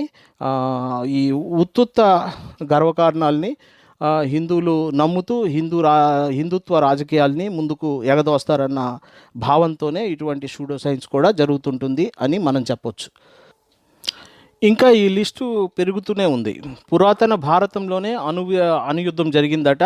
మన ఈ రాజస్థాన్లో జోధ్పూర్కి దగ్గరలో ఎక్కడో హీరోసీమాకి మించిన అణుబాంబు ఎప్పుడో పడిందని, దాని తాలూకు రేడియేషన్ ప్రభావం ఈనాటికి కూడా చాలా బలంగా ఉందని, దాని కారణంగా బొంబాయి దగ్గర ఏదో క్రేటార్ ఏర్పడిందని, దాని కారణంగానే సింధులోయ నాగరికతకి సంబంధించిన ఒక ప్రాంతంలో చెల్లా చెదురుగా అస్థిపంజరాలు పడున్నాయని, ఈ రకంగా ఒకే చిన్న హిరోసీమా సైజు బాంబుతో ఇన్ని చోట్ల ఇన్ని అఘాయిత్యాలు జరిగాయి. కాబట్టి ఈ అణు బాంబు కూడా మన పూర్వీకులకు తెలుసు అన్న అటువంటి ప్రచారాలు కూడా చేశారు. దీంతోపాటు మనం ఆవుకు సంబంధించిన అరుదైన సంగతులకు సంబంధించిన విషయాలు మనం పేపర్లలో ఎప్పటికప్పుడే చూస్తున్నాము. ఆవు పేరున గోహత్యలు కూడా మనం చూస్తున్నాము. ఆవు పాలకి ఆవు గోమూత్రానికి ఆవు పేడకి సంబంధించిన ఎన్నో మహత్యాలను కూడా పేపర్లలో వర్ణించడం చూస్తున్నాము. ప్రతి విషయాన్ని కూడా మనం శాస్త్రీయంగా ఎంతో విశ్లేషణతో మనం అర్థం చేసుకోవచ్చు. కానీ అన్ని విషయాల్ని కూడా ఈ గంటన్నర ప్రోగ్రాంలో మనం చర్చించుకునే అవకాశం లేదు. ఒక హిందుత్వ టెర్రరిస్ట్గా పేరు మోసి ఆమె జైలు పాలైన ఒక ఆవిడ నేను గోమూత్రంతో క్యాన్సర్ చికిత్స చేయించుకున్నానని ఆమె చెప్పడము. నిజానికి వీరు చెప్పేది ఒకటైతే చేసేది ఇంకొక రకంగా ఉంటుంది అన్న విషయాన్ని మనం చూడొచ్చు. మనందరి కోసమైతే గోమూత్రం, వాళ్ళ కోసమైతే వాళ్ళకి జబ్బులు వస్తే all India institute of medical సైన్సెస్లో జాయిన్ అవుతారు. అలాగే ఈ సాధ్వి ఎవరైతే క్యాన్సర్ చికిత్స గోమూత్రంతో చేయించుకున్నానని చెప్పిందో, ఆమెకి నిజంగా క్యాన్సర్ చికిత్స చేసిన వ్యక్తి, ఆ చికిత్స చేసిన వ్యక్తి, ఆ డాక్టర్ ఏం చెప్పాడు అన్నది కూడా మనము అదే వేరే పేపర్లలో మనం చూడొచ్చు. ఈ రకంగా వాళ్ళు పురాతన భారతీయ గొప్పతనాన్ని మనకు వండి పెడుతూనే వారు మాత్రం అవసరమైన సందర్భాల్లో వారి చికిత్సల కోసం మాత్రము ఈ వేద విజ్ఞానాన్ని ఆశ్రయించకుండా ఆధునిక చికిత్సా విజ్ఞానాన్నే వాళ్ళు అనుసరిస్తూ ఉంటారు అన్నది మనం చూస్తూ ఉంటాం. అలాగే గోమాంసం, గొడ్డు మాంసం పేర అఖ్లాక్తో మొదలుకుని ఎంతోమందిని చంపి పొట్టను పెట్టుకున్నారు హిందుత్వవాదులు. ఆ సంగతి మనకు తెలిసిందే. కానీ ఇక్కడ బీఫ్ వ్యాపారం విషయంలో కనుక చూస్తే చాలామంది ఈ బీజేపీకి మద్దతు పలికే పారిశ్రామికవేత్తలే, హిందువులే, వాళ్ళు హిందూ మతస్థులే వాళ్ళు ఈ బీఫ్ వ్యాపారంలో ముందున్నారని, మన భారతదేశపు బీఫ్ ఎక్స్పోర్ట్లంతా వాళ్ళే చేస్తున్నారని, వాళ్ళ కంపెనీల పేర్లు చూస్తే ముస్లిం పేర్లు ఉంటాయి, కానీ వాళ్ళు ఈ బీఫ్ వ్యాపారాన్ని చేస్తుంటారు, గోమాంసాన్ని విదేశాలకు ఎగుమతి చేస్తుంటారు. అందులో బహుశా మన దేశం 2వ స్థానంలో ఉంది ప్రపంచంలో బీఫ్ ఎగుమతిలో. వీళ్ళ తాలూకా యజమానులందరూ హిందువులే కావడం కూడా ఒక విశేషం. యోగా వంటి ఒక వ్యాయామ సంబంధమైన విషయాన్ని కూడా మత సంబంధమైన విషయంగా మార్చారు. అసలు యోగ సూత్రాల్లో సాంఖ్యం అనే ఒక హేతువాద శాస్త్రం నుండి చాలా అంశాలు కలిసి ఉన్నాయి. అలాగే యోగా తాలూకా యమసూత్రాల్లో కూడా బౌద్ధంలోని ధ్యాన సూత్రాల నుంచి గ్రహించారు. అలాగే జైనం నుండి కూడా కొన్ని సూత్రాలు యోగ సూత్రాల్లో ఉన్నాయి. హిందూ మతానికి వ్యతిరేకంగా వచ్చిన ఎన్నో ఉపశాఖల నుండి వచ్చిన సిద్ధాంతాలతో తయారైన యోగాని కూడా ఓం అని చేర్చి దాన్ని టీవీ ప్రచారాల ద్వారా దానికి కూడా మతపరమైన ఒక రంగు పులిమి దానిలో కూడా ఇది ప్రాచీన సైన్స్ అన్నది సూడో సైన్స్ని కలిపి ప్రచారం చేయడం అన్నది. అలాగే యోగా ద్వారా మొదలుపెట్టి ఒక మల్టీ మిలియనర్గా ఎదిగిన బాబా సంగతి మనం చూస్తూనే ఉన్నాము. ఆయన బెదురు కన్నుకి సంబంధించిన చికిత్స తను చేసుకోలేకపోగా అతను మనకి నూనెలు, పప్పులు, ఉప్పులు, టూత్పేస్ట్ల నుంచి ఆయుర్వేద మందులు, లాస్ట్కి కరోనా చికిత్స కోసం మందులు కూడా అంటూ ఆయన తేవడం మనం చూస్తున్నాము. ఈ సూడో సైన్స్ హిందుత్వ వాతావరణంలో ఇవన్నీ కనిపిస్తున్నాయి నేడు. వేద గణితము లేక వేదిక్ మ్యాథమెటిక్స్ అనేది కూడా మరో చాలా ఆధునిక యుగంలో మన దేశంలో ప్రచారంలో ఒక సూడో సైంటిఫిక్ భావనే. వేదిక్ మ్యాథమెటిక్స్ అని చెప్తున్నవన్నీ కొన్ని మ్యాథమెటిక్స్కి సంబంధించిన చిట్కాలు మాత్రమే. నిజానికి చెప్తే వేద కాలంలో ఉన్న మ్యాథమెటిక్స్ సంబంధించి దీంట్లో ఏ అంశము లేదు. ఇది ఒక పూరికి సంబంధించిన ఒక శంకరాచార్యులు, ఆయన పేరు భారతీ కృష్ణ తీర్థాజీ మహారాజా. ఆయన నిజానికి చెప్పాలంటే ఆయన ఎంఏ పట్టభద్రుడు. పూనా యూనివర్సిటీలో ఆయన చదువుకున్నాడు. పూనాలో ఆర్ఎస్ఎస్ కార్యాలయం ఉండడం అన్న సంగతి కూడా మనకు తెలిసిందే. ఆయన రాసినదిగా చెప్తూ 1965లో ప్రచురితమైన వేదిక్ మ్యాథమెటిక్స్ నుంచి నిజంగానే వేదాల్లోనే సంస్కృత భాషలో ఈనాటి ఆధునిక గణిత శాస్త్రానికి సంబంధించిన ఎన్నో గొప్ప గొప్ప విషయాలు రాసి ఉన్నారు అని చెప్పడం జరుగుతుంది. కానీ నిజానికి చెప్తే అందులో కేవలం కొన్ని చిట్కాలు మాత్రమే. ఉదాహరణకి ఏకాధికాణ పూర్వేణ అంటే మునుపటి దానికంటే ఒకటి ఎక్కువ అన్న ఒక మామూలు సూత్రానికి చాంతాడంత వ్యాఖ్యలు జోడించి అది ఎంతో గొప్ప మ్యాథమెటిక్స్కి సంబంధించిన గణిత శాస్త్రానికి సంబంధించిన విషయాల్ని బోధిస్తుంది అని చెప్పడం మాత్రము అతిశయోక్తి లేక అతి వ్యాఖ్యానం మాత్రమే అని మనం అర్థం చేసుకోవాలి. జ్యోతిష శాస్త్రాన్ని మన కాలేజీల్లో, యూనివర్సిటీల్లో పాఠ్యాంశంగా ప్రవేశపెట్టాలి అని ఒకప్పుడు మురళీ మనోహర్ జోషి చెప్పడం.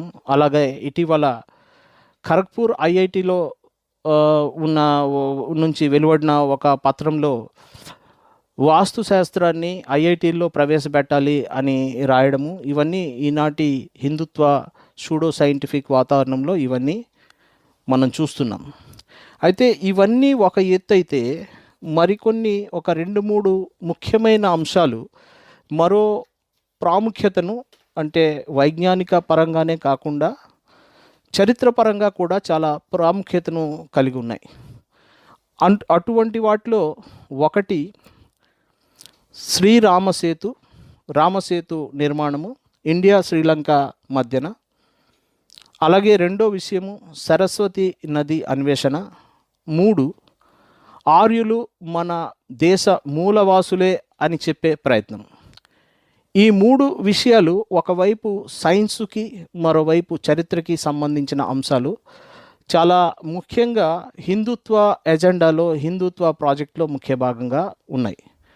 మనందరికీ తెలిసిందేంటి అంటే క్రీస్తు పూర్వం 2000 కాలం వరకు మన దేశం తాలూకు ఉత్తరాన, అంటే ఈనాటి పాకిస్తాన్, ఆఫ్ఘనిస్తాన్లోని కొన్ని ప్రాంతాలని కలుపుకొని ఆ ప్రాంతాల్లో సింధులోయ నాగరికత, హరప్ప నాగరికతలు ఏవైతే చాలా అతి ఉత్తమ, చాలా ఎంతో ఎదిగిన నాగరికతలుగా మనకి కనిపించాయో, ఎక్కడైతే నగర నిర్మాణాలు లేక వాడి యొక్క నీటి పారుదల సౌకర్యాలతో కూడిన అటువంటి నగర నిర్మాణాలు ఏవైతే జరిగాయో అత్యంత ఉన్నతమైన నాగరికతల్ని మనం చూసాము. త్రవ్వకాల్లో అవన్నీ బయటపడ్డాయి. మన దేశానికి ఆర్యులు మధ్య ఆసియా నుంచి వలస వచ్చారు. అది ఎప్పుడు అంటే ఈ సింధులోయ నాగరికత పతన దశలో ఉన్న కాలంలో. ఒక రకంగా చారిత్రక లేక భాషా సంబంధమైన లేక పౌరాణిక గాథల నుంచి కూడా చూస్తే ఈ సింధులోయలో ఉన్న ప్రజలపై ఆర్యులు దండయాత్ర చేశారని, సింధులోయ నాగరికతల పతనానికి ఆర్యుల దండయాత్రలు కారణమని చెప్పే అవకాశాలు కూడా ఉన్నా, కనీసం ఆ సంగతిని మనం డిస్కౌంట్ చేసి వదిలేసినా సరే, ఈ సింధులోయ నాగరికత తరువాతనే ఈ ఆర్యులు మన దేశానికి వలస వచ్చారు అన్న విషయాన్ని చరిత్ర ప్రకారం కానీ లేక ఇటీవల జన్యు పరిశోధనల ప్రకారం కానీ లేక రాఖాగడి అని హర్యానాలో ఒక బయలుపడ్డ హరప్పా నాగరికతకి సంబంధించిన త్రవ్వకాల్లో దొరికిన ఒక స్త్రీ అస్థిపంజరం నుంచి సేకరించిన డిఎన్ఏల పరిశోధనని బట్టి కానీ చాలా నిర్ద్వందంగా ఈ విషయం తెలుస్తుంది. ఈ చరిత్రలో క్రోనాలజీ కనుక చూస్తే, ఎందుకంటే మన హోమ్ మినిస్టర్కి క్రోనాలజీ అంటే చాలా ఇష్టం కాబట్టి, ఈ క్రోనాలజీలో సింధులోయ నాగరికతకు సంబంధించిన వాసులు తర్వాతనే ఆర్యులు వచ్చారు అన్నది చరిత్ర తేల్చేసిన విషయం. దాన్ని సైన్స్ కూడా చాలా సపోర్ట్ చేస్తున్న విషయం. కానీ ఇప్పుడు ప్రస్తుత హిందుత్వ ఎజెండాలో పరిస్థితి ఎలా ఉంది అంటే, ఆర్యులు మన దేశ మూలవాసులు అని కనుక వాళ్ళు నిరూపించగలిగితే, ఈ నార్త్ ఇండియన్ అప్పర్ కాస్ట్, ఈ బ్రాహ్మణ్ హెజిమనీ ఏదైతే మన దేశం మీద రుద్దాలని ప్రయత్నం చేస్తూ ఉన్నారో దానికి వాళ్ళకి పెద్ద మద్దతు లభిస్తుంది. అందుకని ఈ విషయాల్లో ముఖ్యంగా రామసేతు ఆందోళన ద్వారా, ఈ ఉద్యమం ద్వారా రాముడిని ఆల్ ఇండియా దేవుడి స్టేటస్లోకి తీసుకురావచ్చే ప్రయత్నాలు కానీ, లేక వేదాల్లో చెప్పే సరస్వతి నదికి సంబంధించిన ఏవైతే వర్ణనలు ఉన్నాయో ఆ వర్ణనల ప్రకారము ఆ సరస్వతి నది అన్నది ఈ సింధులోయ నాగరికతగా చెప్పే ప్రాంతాల నుంచి ప్రవహించింది అని రుజువు చేసే ప్రయత్నాలు, దాంతోపాటు ఈ సింధులోయ నాగరికత అన్నది ఆర్యులకు సంబంధించిన వైదిక నాగరికత కొనసాగింపు మాత్రమే అని చెప్పే ఈ మూడు ప్రయత్నాలు కూడా ఆర్యులు ఈ దేశ మూలవాసులు అని చెప్పే అవకాశం ఉంటుంది. కాబట్టి వారి ప్రయత్నాలు మాత్రం ఈ రకంగా ఉన్నాయి. ఇందులో వాళ్ళు అంటే చరిత్ర పూర్తిగా తేల్చేసిన విషయం ఇది. అలహాబాద్ వద్ద త్రివేణి సంగమంలో గంగా యమునలతో పాటు సరస్వతి నది కూడా సంగమించింది అన్నది ఒక కథ. కానీ ఈ సరస్వతి నది అక్కడ ఎలా సంగమించింది అని చెప్పే అవకాశాలు లేవు. కాబట్టి ఈ సరస్వతి నదిని మన ఎడారి ప్రాంతంగా గుండా గుజరాత్లోని కచ్ ప్రాంతం వైపుగా భూగర్భంలో ప్రవహించింది అని, ఆ రకంగా వెళ్ళి సముద్రంలో కలిసిపోయిందని ఆ విషయాన్ని చెప్పే ప్రయత్నాలు చాలా వ్యర్థ ప్రయత్నాలు. ప్రభుత్వ ధనంతో వాళ్ళు ఈ ప్రయత్నాలు చేస్తూ ఉన్నారు.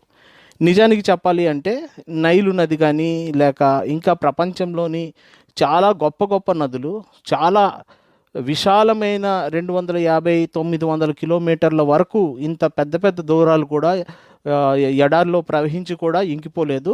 అలాంటప్పుడు సరస్వతి నది ఎలా ఇంకిపోయింది అని ఇటువంటి చాలా మనం కామన్ సెన్స్కి సంబంధించిన ప్రశ్నల ద్వారా కూడా ఈ వాదనల్ని మనము ఎదిరించే అవకాశం ఉంది.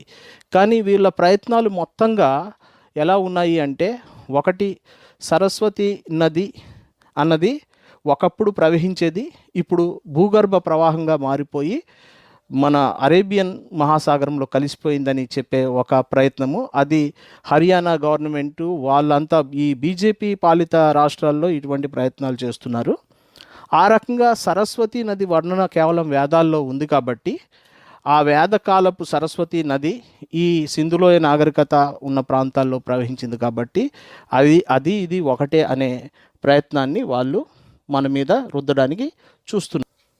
మచ్చిక చేసిన గుర్రాలు అన్నవి సింధులోయ నాగరికత అంటే సింధులోయ నాగరికత ప్రజలకి తెలియవు. కానీ ఈ గుర్రాలకు సంబంధించిన అవశేషాలు మన సింధులోయలో బయలుపడ్డాయి అని చెప్పే ఒక దుష్టయత్నం కూడా ఒకసారి జరిగింది. ఒక బొమ్మని, యూనికార్న్ అనే జంతువుకు సంబంధించిన బొమ్మని అది గుర్రపు బొమ్మగా ఫోర్జరీ చేసి కంప్యూటర్ ద్వారా దాన్ని కూడా ఈ రకంగా సింధులోయ కాలంలో గుర్రం ఉంది కాబట్టి ఇది వేదికార్యులు ఉపయోగించిన గుర్రం సింధులోయలో ఉంది కాబట్టి వైదికార్యులు ఈ ప్రాంతాల్లో నివసించిన వాళ్ళే కాబట్టి వైదిక నాగరికత కొనసాగింపే ఈ సింధు నాగరికత అని వాళ్ళు దీనికి ఒక పేరు కూడా పెట్టారు, సరస్వతి సింధు నాగరికత అని.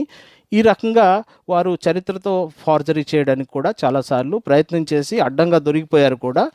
ఇది కూడా మనకి హార్స్ ప్లే ఇన్ హరప్పా అని ఒక ఫ్రంట్ లైన్కి సంబంధించిన ఒక కవర్ స్టోరీగా చాలా రోజుల క్రితం మనకు వచ్చింది. ఇక్కడ చారిత్రక తవ్వకాల్లో గనక చూస్తే రష్యాలో వోల్గా నదీ తీరంలో గుర్రాలు ఎముకలు క్రీస్తుపూర్వము 6000 సంవత్సరాల క్రితం లభించాయి.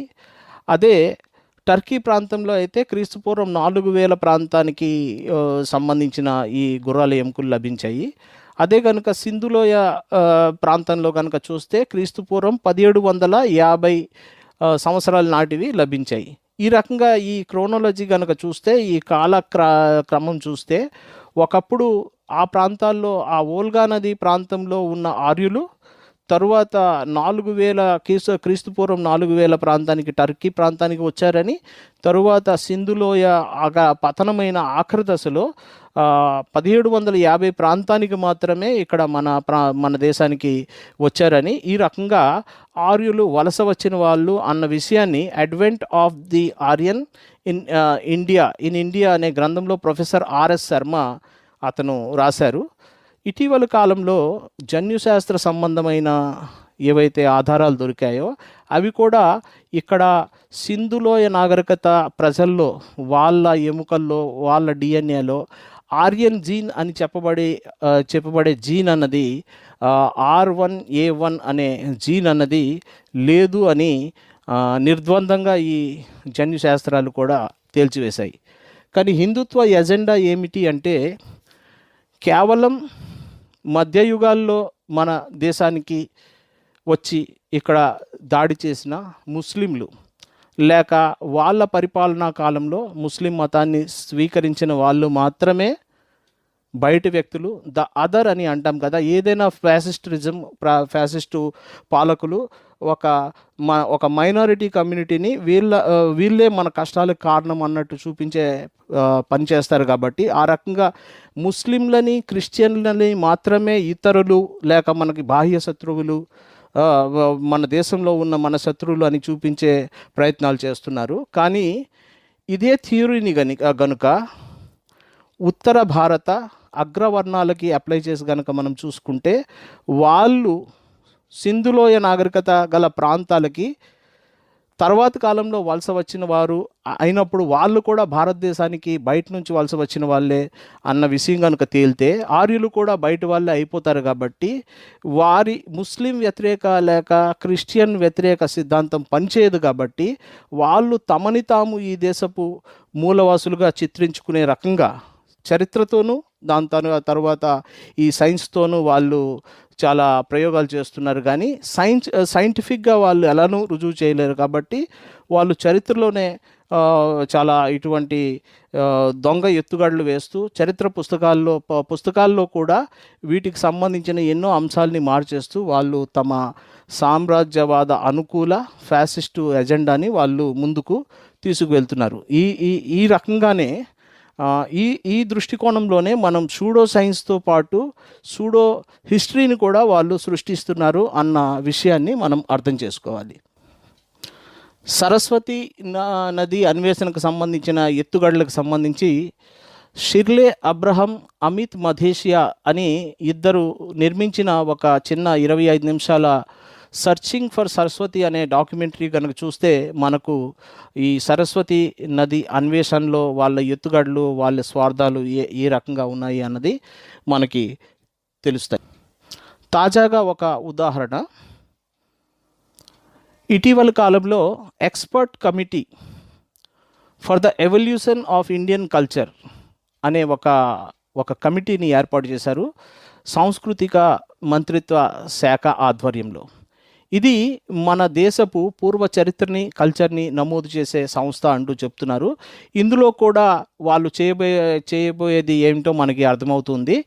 ఇండస్ వ్యాలీ సివిలైజేషన్, సింధు సభ్యతని, సింధులో నాగరికత సభ్యతని సాఫ్రన్ వాషింగ్ చేయడమే, అంటే అందులో కాషాయం పులమడం అన్న ఉద్దేశంగానే ఈ కమిటీ కూడా పనిచేస్తుందని మనకు అర్థమవుతుంది. అందుకనే ఇందులో భాగంగా ఏ మహిళా ప్రతినిధిని కానీ, లేక దక్షిణ భారత ప్రతినిధిని కానీ, లేక దళిత ప్రతినిధిని కానీ ఈ కమిటీలో తీసుకోకుండా ఈ రకంగా వాళ్ళు తమ ఎజెండాని ముందుకు తోస్తూ పావులు కదుపుతున్నారు అన్న విషయాన్ని మనం అర్థం చేసుకోవాలి.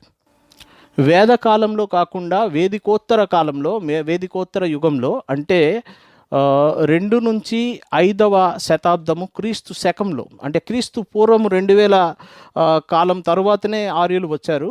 ఆర్యులు ఉన్న కాలంలో వైదిక యుగం అని దేన్నైతే చెప్తున్నామో అప్పుడు శాస్త్ర పురోగతి మామూలుగా ఉండేది, కానీ మన భారతదేశ శాస్త్ర పురోగతి క్రీస్తు శకం 2వ శతాబ్దం నుంచి 5వ శతాబ్దం మధ్యకాలంలో ఎక్కువగా జరిగింది. ఆ రోజుల్లోనే మనము ఆర్యభట్ట, లేక వరహమిహిర, లేక బ్రహ్మగుప్త, లేక శ్రీధరాచార్య ఈక్వేషన్ని మనం మ్యాథమెటిక్స్లో చూస్తాము.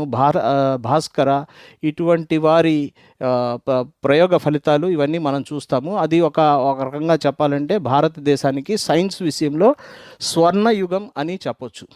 కానీ భారతదేశంలో సైన్సు ఒక నోబెల్ బహుమతి గ్రహీతల్ని కూడా తయారు చేసిన తర్వాత కూడా సైన్సు పతనానికి కారణము ఏమైంది అంటే, దానికి కారణాలుగా ప్రొఫెసర్ ఆచార్య పిసి రాయ్ ఏం చెప్తారు అంటే, ఒకటి introduction of casteism in a rigid form, కుల వ్యవస్థని చాలా బలంగా ఇక్కడ నెలకొల్పడం.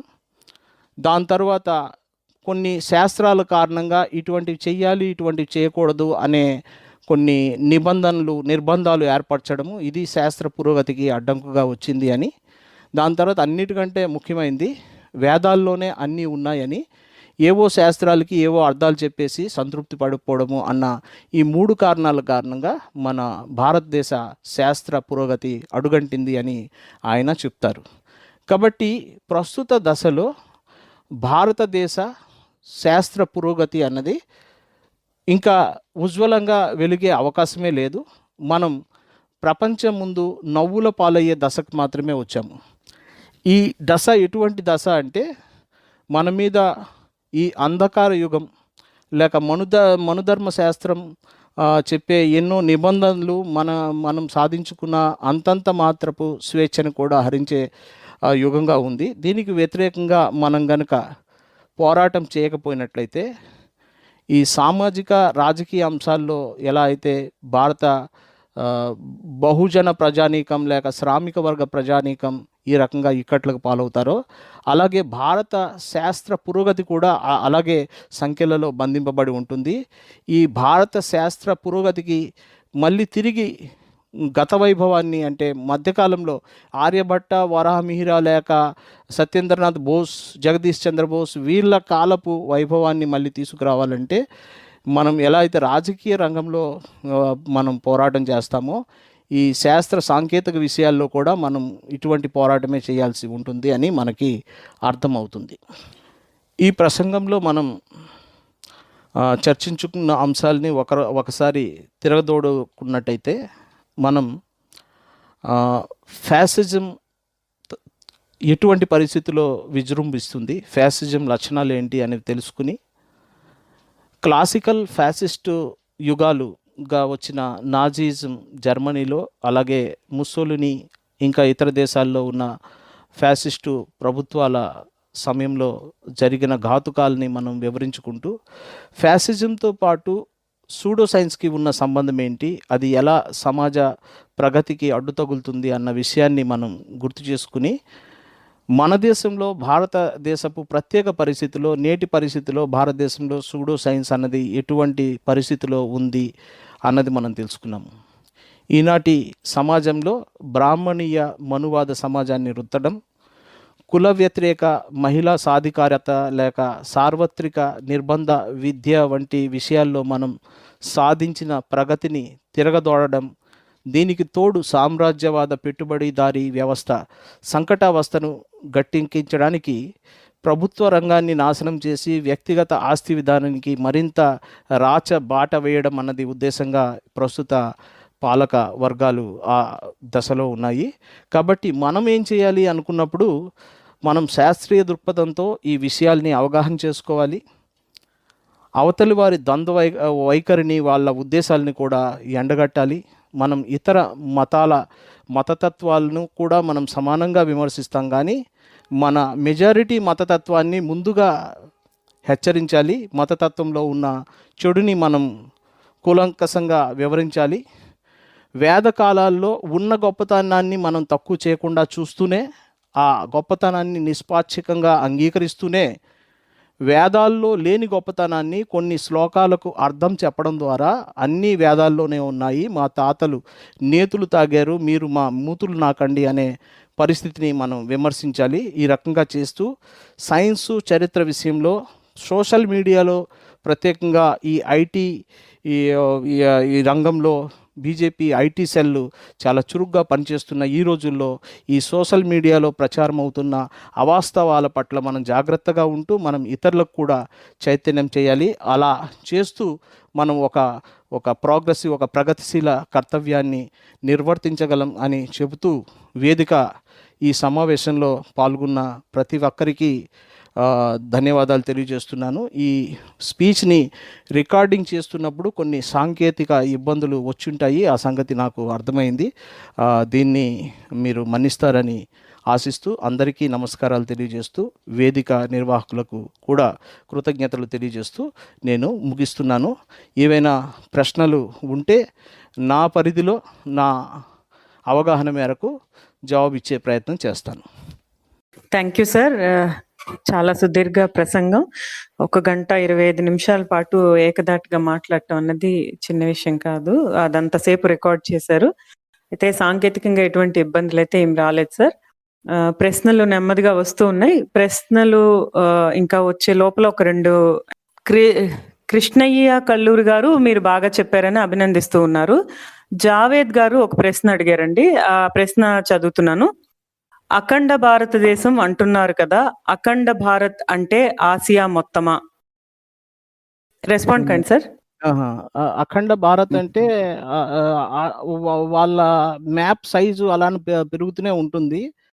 వాళ్ళ డిఫరెంట్ వర్షన్స్లో ఆ మ్యాప్ ఇప్పుడు ఇండియా, పాకిస్తాను, తర్వాత బంగ్లాదేశ్, బర్మాతో సఖ్యంగానే ఉన్నారు, కానీ బర్మాను కూడా తర్వాత కలిపేసుకుంటామంటున్నారు. వాళ్ళతో ఈరోజు సఖ్యంగా ఉన్నాళ్ళు రేపు చాలా జాగ్రత్తగా ఉండాలి, మాతో సఖ్యంగా ఉంటూనే మా దేశాన్ని కలిపేసుకుంటారేమో అని. అయితే ఇది ఆసియాకి మించి కూడా వీళ్ళ అవగాహనలో ఉంది అని నాకు అనిపిస్తుంది. ఇప్పుడైతే నా దగ్గర మ్యాప్స్ అవి లేవు, కానీ వాళ్ళ ప్రాజెక్ట్లో మనకి మెప్పించడానికి మాత్రం చాలా పెద్ద పెద్ద ప్రాజెక్టులే వాళ్ళ దగ్గర ఉన్నాయి.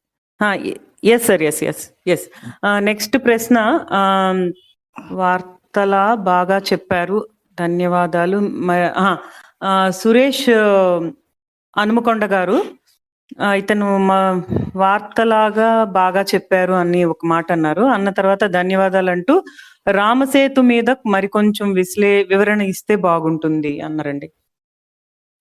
రామసేతు అన్నది మనకి ఇండియాకి శ్రీలంకకి మధ్య ఒక అంటే జలమార్గం ఉందండి. ఆ జలమార్గంలో ఏంటంటే డెప్త్ చాలా తక్కువగా ఉంటుందన్నమాట. చాలా తక్కువ డెప్త్ ఉండేసరికి ఆ మార్గం గుండా ఈ పెద్ద పెద్ద ఓడలు వెళ్ళలేవు. అందుకని ఇది బీజేపీ వారి హయాంలోనే ఒక నిర్ణయం తీసుకున్నారు. యాక్చువల్లీ ఆ ప్రాంతం గుండా వెళ్ళలేవు కాబట్టి శ్రీలంక చుట్టూ తిరిగి 400 కిలోమీటర్లు అదనంగా వెళ్లాల్సి ఉంటుంది. దానికి ఒక 30 గంటలు అదనపు ప్రయాణం కూడా కాబట్టి ఖర్చు చాలా భారీగా పెరిగిపోతుందన్నమాట.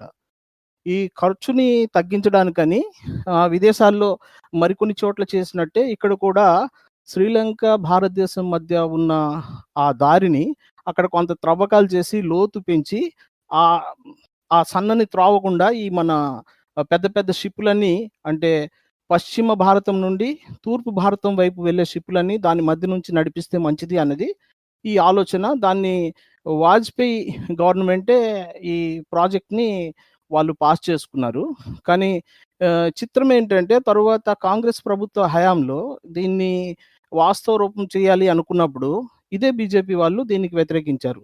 అది ఆహ్, రామాయణం ప్రకారం అది వానర సైన్యం అది నిర్మించిన అది బ్రిడ్జు అక్కడ. యాడమ్స్ బ్రిడ్జ్ అని ముస్లిమ్స్ అంటారు. తర్వాత మన వాళ్ళు రామ్ సేతు అని అంటారు. కానీ నిజానికి ఇది ఒక న్యాచురల్‌గా ఏర్పడిన అంటే సముద్రంలో ఈ ఇసుక ఇవన్నీ తీసుకురాబడి ఏర్పడిన మామూలు ప్రాకృతిక నిర్మాణమే. అయితే దీనికి వ్యతిరేకించేలో 2 రకాల వాళ్ళున్నారు. ఒకటి ఎన్విరాన్మెంటలిస్టులు అంటే పర్యావరణవాదులు.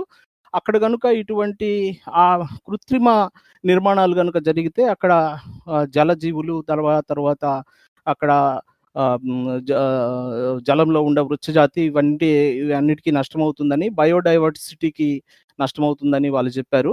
కానీ వీళ్ళు మత కారణంగా వీళ్ళు వ్యతిరేకిస్తున్నారు. దాని తర్వాత ఇప్పుడు దీని గురించి కూడా ఈ పుస్తకంలో చాలా వివరాలున్నాయి. దీన్ని హిస్టరీ ప్రకారం చూస్తే ఇది కొన్ని లక్షల ఏళ్ల ముందు తయారైందని చెప్పాలి.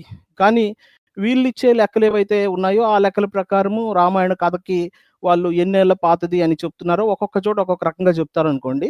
ఆ రకంగా చూస్తే కొన్ని వేల సంవత్సరాలు మాత్రమే ఇది నిర్మాణం అయ్యుండాలి. కాబట్టి సైంటిఫిక్ వాలిడిటీ గాని, హిస్టారిక్ వాలిడిటీ గాని లేని ఒక వాదంతో కేవలం సౌత్ ఇండియాలో రాముడు పట్ల అభిమానాన్ని పెంచే ఒక ఉద్దేశంతోనే ఈ రామ్ సేతు నిర్మాణ కార్యక్రమాన్ని దేన్నైతే ఒక బీజేపీ ప్రభుత్వం ఆమోదించిందో దాన్నే వీళ్ళిప్పుడు కొత్తగా దాన్ని అడ్డుకుంటూ వాళ్ళ రాజకీయాలు నడుపుతున్నారు అన్నది చెప్పగలను. Okay sir. నెక్స్ట్ రామారావు గారు కామెంట్ చేశారు సార్. అదే మీరు అన్నది కరెక్ట్. కామెంట్ అన్నమాట. ఆయన ఏమంటారంటే, మీరు చెప్పిన లెక్చర్ చాలా బాగుంది. ఇప్పుడున్న పరిస్థితుల్లో ఇట్లాంటి లెక్చర్ అన్నది చాలా అవసరం. దీన్ని విస్తృతంగా ప్రచారం చేయాల్సిన అవసరం ఉంది. ఈ రికార్డ్ని వైడ్లీ సర్క్యులేట్ చేయాలి అని చెప్పి ఆయన చెప్తున్నారు. చాలా విషయాలు చాలా లోతుగా పలు అంశాలు ఎన్లైటింగ్ చేస్తూ చెప్పారు అని చెప్పి ఆయన మీకు కాంప్లిమెంట్ ఇస్తున్నారు సార్. ధన్యవాదాలండి రామారావు గారు. రాధాకృష్ణ గారు, ఐఎస్సి రాధాకృష్ణ గారు, మీ ప్రశ్న చాలా అంటే స్పెల్లింగ్స్ అవి మిస్ అయిపోయినాయండి. అందుచేత మళ్ళీ ఇంకొకసారి పంపించమని కోరుతూ ఉన్నా. నెక్స్ట్ కృష్ణవేణి గారు ప్రశ్న, ఫాసిస్టు ప్రచారం ప్రధాన కేంద్రీకరణ మధ్యతరగతి అనుకోవచ్చా? కార్మిక వర్గంపై సూడో సైన్స్ ప్రభావం అంతగా ఉంటుందా? నిజానికి చెప్తే కొన్ని పరిస్థితులు చూస్తే మన మధ్య తరగతే ఎక్కువగా సూడో సైన్స్ వలలో పడుతున్నారా అని అనిపిస్తుంది. ఇటీవల కాలంలో మనం ఈ చప్పట్లు కొట్టండి, కరోనాని తరమండి అని గాని, లేక ఆరనీకుమ ఈ దీపం కార్తీక దీపం టైప్‌లో దీపాలు వెలిగించి కరోనాని పారద్రోలండి అని చెప్పినప్పుడు, ఇందులో శ్రామిక వర్గం వాళ్ళొచ్చారు గానీ, మధ్య తరగతి వాళ్ళు ఎంతమంది ఉన్నారో చూడండి. అమితాబ్ బచ్చన్ లాంటి పెద్ద స్టార్ కూడా తన ఫ్యామిలీతో వచ్చి చప్పట్లు అవి కొట్టడం గట్రా చేసి తర్వాత నానావతిలో అడ్మిట్ అయ్యారు. తర్వాత ఆయనే ఇప్పుడొచ్చి కరోనా గురించి ఏం జాగ్రత్తలు తీసుకోవాలో మనకి ఫోన్‌లో వినిపిస్తూ ఉంటారు. ఇది పరిస్థితి. నేను క్లుప్తంగా ఓకే సార్. సమాధానం ఇచ్చాను ఓకే. అనుకుంటాను. Okay sir. నెక్స్ట్ రామ్మోహన్ గారు అడుగుతున్నారు. రామ్మోహన్ గారు ప్రశ్న, మానవ జాతి ఆఫ్రికాలో పుట్టిందని, అక్కడి నుంచి అన్ని ఖండాలకు వ్యాపించారని ఒక వాదన ఉంది. అలా అనుకుంటే అన్ని జీవులు అలానే వ్యాపించాయా? జీవులు అన్ని ఖండాలలో పుట్టాయి కదా? జీవులు అన్ని ఖండాల్లో పుట్టాయండి. కానీ మనకి ఈ మానవ పరిణామానికి సంబంధించిన ప్రధానమైన ఆధారాలని బట్టి మానవ జాతి ఆఫ్రికాలో పరిణామం చెందింది. అంటే మానవులకు పూర్వరూపమైన నరవారణ వానరాలు, అంతకుముందు వానరాల నుండి అది పరిణామ క్రమంలో అవి పరిణామం చెంది అక్కడి నుంచి ప్రపంచంలోని వివిధ ప్రాంతాలకు వలసపోయాయని. అంతేకాకుండా వేరే చోట్ల కూడా ఉన్నాయి గానీ ప్రధానంగా ఆఫ్రికా అని చెప్తారు. ఆ రకంగా చూసుకుంటే మానవ జాతి ఆఫ్రికా నుంచి ప్రపంచానికి వలస వెళ్ళింది కాబట్టి we are all mixed. We are all descendants. అంటే అందరము మనము మిక్స్ అయ్యి వచ్చిన వాళ్ళమే. ఎవరము ప్యూర్ రేస్ అంటూ ఏమీ ఉండదు. అంతేకాకుండా మనం ఎవరము కూడా మూలవాసులం కూడా కాదు. అసలు టోనీ జోసెఫ్ అని ఒక ఆయన 'ఎర్లీ ఇండియన్స్' అని ఒక పుస్తకం రాశారు. ఈ మధ్య ఈ పుస్తకానికి ఒక గొప్ప అవార్డు కూడా వచ్చింది.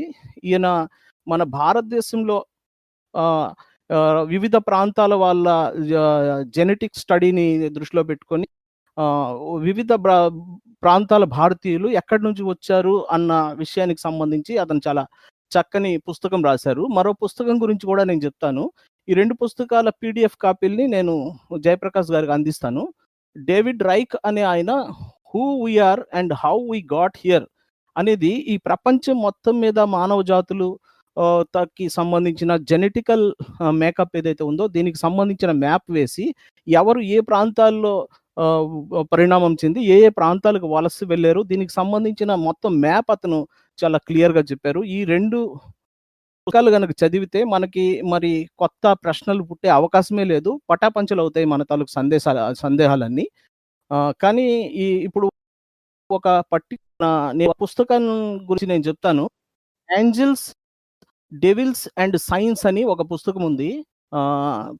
పిఎస్ సైంటిఫిక్ వరల్డ్‌లో కూడా అంటే కొన్ని పోనప్పుడు మాత్రము అతను సైంటిఫిక్ గానే ఇప్పుడు మొన్ననే నా ఓన్ ఎక్స్‌పీరియన్స్‌లో ఒక ఎంబీబీఎస్ డాక్టర్ నాకు మా అబ్బాయికి సంబంధించిన ఒక దీనిలో మీరు ఈ మందుని ఎలోపతి మందుని ఈ రకంగా వాడండి గానీ, మీరు చాలా వేగంగా మీరు హోమియోపతికి షిఫ్ట్ అయిపోయండి అంటే నేను వీలైనంత త్వరగా అక్కడి నుంచి షిఫ్ట్ అయ్యి వచ్చేసాను. కాబట్టి అసైంటిఫిక్ భావాలు సైన్స్ చదువుకున్న వాళ్ళలో, డాక్టర్లలో, పెద్ద పెద్ద పేరు మోసిన సైంటిస్టుల్లో కూడా ఉండడం అన్నది వింత కాదు. ఇది సైంటిఫిక్ వాతావరణము, శాస్త్రీయ ఆలోచన విధానము, దృక్పథము పెరిగితే గానీ ఇది తగ్గదు. అంటే సైన్స్ చదవడం కాదు, సైన్స్ ఎలా చెప్తున్నారు, ఎటువంటి భావజాలాన్ని అక్కడ లెర్నింగ్ స్టేజ్ నుంచి కూడా ఇస్తున్నారు అన్నది కూడా మనం చూడాలి. Okay sir. నెక్స్ట్ ప్రశ్నకి వెళ్దాము. రాధాకృష్ణ గారు కామెంట్ ఒకటి పెద్దది పెట్టారు సార్. అది చివరిలో చదువుతాను. అన్ని ఓకే, ప్రశ్నలు ఇంచుమించుగా అయిపోయాయండి. చాలా కామెంట్స్ వచ్చినాయి. తేజ గారు, అలాగే కేశవ్ గారు, వీళ్ళందరూ కూడా మీరు చేసిన ప్రసంగం చాలా బాగుంది అని చెప్పి కామెంట్ చేశారు. నండూరి విజయలక్ష్మి గారు కూడా కామెంట్ చేశారు. అలాగే వేదికకు శుభాకాంక్షలు చెప్పారు. Thank you ma'am, thank you so much. ఇక రాధాకృష్ణ గారు చాలా పెద్ద కామెంట్ చేశారు సార్. ఆయన పెద్ద రాసిన ఇదేంటంటే, ఉత్పత్తి సంబంధాల నగ్నత్వంపై భావజాలాల ముసుగు లేకున్నా కప్పాలనుకున్న చోట మాత్రమే వాళ్ళు సైన్స్ యొక్క వక్ర రూపాలని లేక వక్రించి వాడుకుంటారే గాని వారికి అవసరమైన మేర ఉత్పత్తి శక్తుల అభివృద్ధిలో మాత్రం వాళ్ళు సరైన సైన్స్నే మరింతగా అభివృద్ధి చేసి వాడుకున్న ఉదాహరణలే ఎక్కువ. హిట్లర్ జర్మనీలో జరిగింది కూడా అదే కదా. అదే చివరాఖరకు ఆటం బాంబును కూడా వాళ్లే ముందుగా అభివృద్ధి చేస్తారేమో అని భయపడే కదా. ముందుగా అభివృద్ధి చేస్తారేమోనని భయపడే కదా అమెరికాని తొందర పెట్టాల్సి వచ్చింది శాస్త్రవేత్తలు. ఓకే సార్, ఇది కొంచెం చాలా పెద్దగా ఆయన చెప్పారు, అది కరెక్ట్. ఈ అణుబాంబు చరిత్రను కూడా మన రాధాకృష్ణ గారు గుంటూరులో మొట్టమొదటి స్లైడ్స్ ఆయనే ఏర్పాటు చేశారు. ఈ స్లైడ్ షోలో కూడా చెప్తుంటాము. ఇది మొత్తం ఇది ఆయన కామెంట్తో నేను పూర్తిగా ఏకీభవిస్తున్నాను. ఆయన కరెక్ట్ గానే చెప్పారు. Okay, thank you sir. ఆ కామెంట్ మొత్తం మీరు కూడా చదివి రెస్పాండ్ అయినందుకు థ్యాంక్ యూ సో మచ్ అండి. ఇంకొకటి ప్రశ్న వచ్చింది జావేద్ గారు. రెండో ప్రశ్న తీసుకుందామంటారా మీరు? ఓకేనా? చెప్పండి. ఓకే. కేంద్ర మంత్రి నితిన్ గడ్కరీ అనుకుంటా, ఆయన యూరిన్ తోటి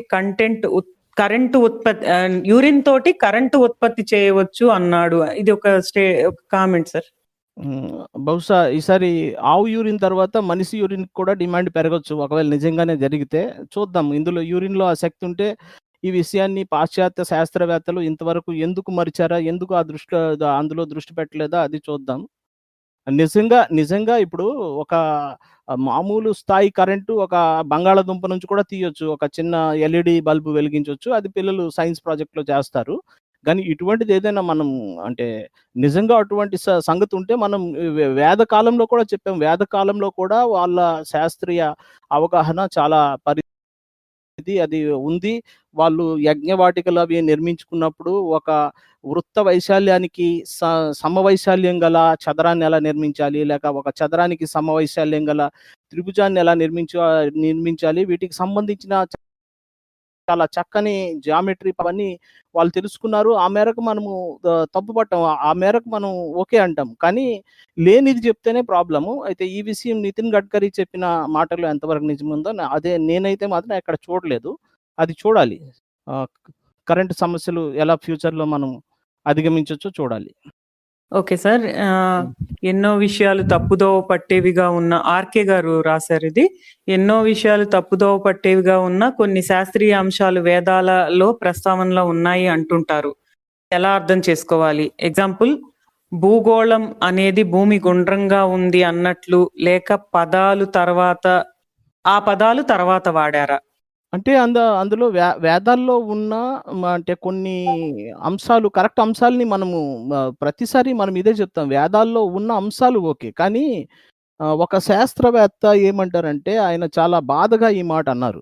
అతను వేదాల నుంచి సైన్స్‌ని పిండుకోవడం డాక్టర్ సుందర్ రాజన్ అతను 'సైన్స్, సొసైటీ అండ్ కల్చర్' అని ఒక చిన్న పుస్తకం జన విజ్ఞాన వేదిక వాళ్ళు అనువాదం చేసి వేశారు. ఈ పుస్తకంలో గనుక చ చ చదివితే ఒక ఒక శ్లోకానికి అర్థం ఒకటుంటుంది. గానీ ఒకే పదానికి రకరకాల అర్థాలు తయారు జేసి, ఆ అర్థాలు లేని అర్థాల్ని కల్పించి, అందులో నుంచి పలానాది ఇది ఉంది అని జెప్తారు. ఉదాహరణకి మహాభారత కాలంలో టెలివిజన్ ఉంది అని అనుకుందాం. టెలివిజన్ అంటే విద్యుద్ అయస్కాంత క్షేత్రాలు అంటే వైర్‌లెస్ టెక్నాలజీ అన్నది డెవలప్ అయితే గాని టెలివిజన్ డెవలప్ కాదు. కాబట్టి ఈ వైర్‌లెస్ టెక్నాలజీ రావడానికి ముందు ఎన్నో ప్రయోగాలు 'మాక్స్‌వెల్' సిద్ధాంతము, దాని తర్వాత మన 'సత్యేంద్రనాథ్ బోస్' చేసిన ప్రయోగాలు, ఇంకా చాలా ప్రయోగాలున్నాయి. అంటే ఒక వేరే వేరే రకమైన శక్తిని శబ్ద తరంగాన్ని విద్యుదయస్కాంత తరంగంగా తయారు చేయడము, తర్వాత అది ఆహ్, వైర్ లేకుండా చాలా దూరం ప్రయాణించడము, దాన్ని మళ్ళీ అక్కడ రిసీవ్ చేసుకొని ఆ విద్యుదయస్కాంత తరంగాన్ని మళ్ళీ శబ్ద తరంగంగా మార్చితే అది రేడియో. కాంతి తరంగాన్ని, శబ్ద తరంగాన్ని రెండిటిని విద్యుదయస్కాంత తరంగాలుగా మార్చి మళ్ళీ వాటిని క్యాచ్ చేసి పట్టుకొని చేస్తే అది టీవీ. అయితే ఇంత సైన్స్ అన్నది ఒక అంచెల వారీగా ఎదుగుతుంది. ఒక సోపానంలోనికి రాకముందే అంటే ఆ సోపానం ఒక మెట్టు ఎక్కకముందు ఎక్కిన తర్వాతనే ఆ తర్వాత మెట్టుకు వెళ్తుంది గానీ అది సడెన్‌గా ఒక మనిషి సడెన్‌గా ఒక ఏ మెట్లు లేకుండా సడెన్‌గా ఒక కొత్తది తయారు చేశారని, ఆ తయారు చేశారు అని చెప్పడానికి ఒక శ్లోకానికి అర్థం చెప్తే మాత్రం అది సరైంది కాదు. కాబట్టి మనం ఈ విషయంలో అంటే నిజం పైన ఎక్కడైతే దెబ్బ పడుతుందో దాన్ని వ్యతిరేకిస్తున్నాం కాబట్టి, వేదాల్లో ఉన్న నిజాన్ని కూడా ఎవరైనా వ్యతిరేకిస్తే దాన్ని కూడా మనం వ్యతిరేకిస్తాం. అది నేను ఓహ్! చెప్పదలుచుకుంది. Okay sir. నండూరి గారు కామెంట్ చేశారు. మిత్రులు శ్రీ ఐకా బాలాజీ గారికి ప్రత్యేకమైన అభినందనలు, ధన్యవాదాలు. తెలుగు రాష్ట్రాల్లో తెలుగు మర్చిపోతే పశ్చిమ బెంగాల్‌లో ఉండి గూడా తెలుగు కోసం కృషి చేస్తున్నారు. మంచి సినిమా గ్రూప్ ద్వారా మీరు మంచి సినిమాలు కోసం చేసే కృషి అభినందనీయం అని చెప్పారు సార్. అలాగే వేదిక సభ్యులకు శుభాకాంక్షలన్నారు. Thank you so much sir. So, ఇట్లా కామెంట్స్ వస్తున్నాయి సార్. ఇంకొకటి రామకృష్ణ గారు, క్లాస్ బాగా వచ్చింది బాలాజీ గారు. మీకు అభినందనలు. ఫాసిస్టు అబద్ధపు ప్రచారాన్ని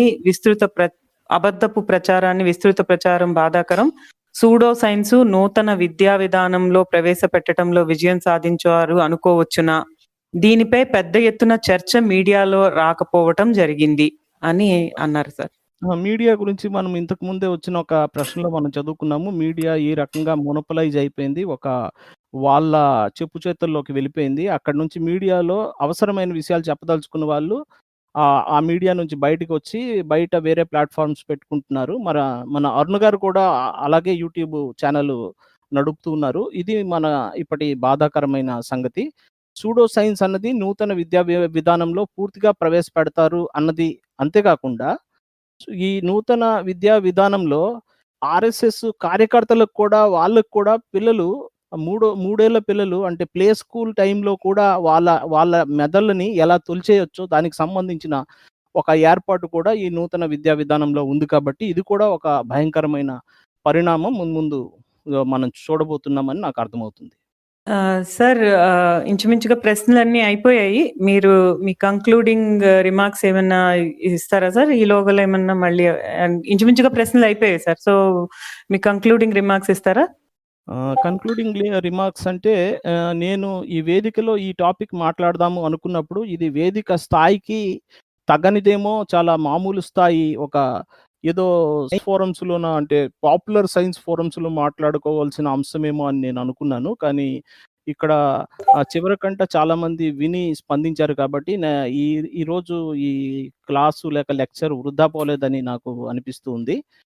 తరువాత నండూరి గారు చెప్తున్నట్టు తెలుగు రాష్ట్రాలకు బయట ఉండి కూడా మేము తెలుగు మర్చిపోవడం లేదంటే నిజానికి ఎంత దూరం పెరిగితే అంత ఆప్యాయత పెరుగుతుంది. మాకు తెలుగు పట్ల మమకారం ఆ రకంగా ఉందండి. ఈ అరుణ గారు కూడా ఖరగ్పూర్ వాళ్ళు, ఇక్కడ ఈ వేదికలో కూడా కేశవరావు గారు లేక చలపతి గారు మేమంతా ఇక్కడ మేము తెలుగుని కాపాడుకోవడానికి ప్రయత్నం చేస్తున్నాము. తెలుగు పత్రికలు కూడా మేము నిర్వహిస్తున్నాము. తెలుగు స్కూల్స్ ఉన్నాయి, తెలుగు లైబ్రరీస్ ఉన్నాయి.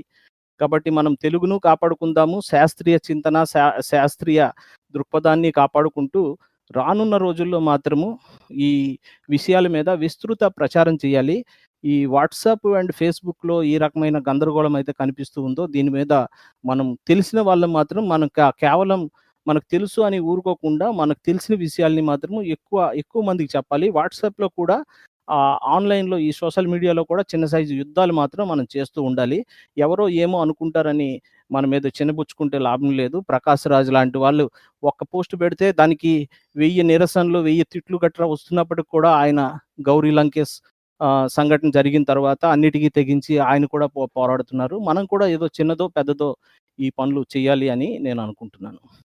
తర్వాత వేదిక మిత్రులు జయప్రకాష్ గారు నా తాలూకు ఈ టాపిక్‌కి కాస్త విస్తృతపరిచి ఫ్యాసిజము, దాని తర్వాత సూడో సైన్స్‌కి ఉన్న సంబంధాన్ని కలిపి చెప్పినందుకు కూడా నేను ధన్యవాదాలు తెలియజేయాలి. ఎందుకంటే దానికోసం నేను కొంత సమాచారం చదువుకోవాల్సొచ్చింది. ఆ రకంగా నేను కూడా లాభపడ్డాను.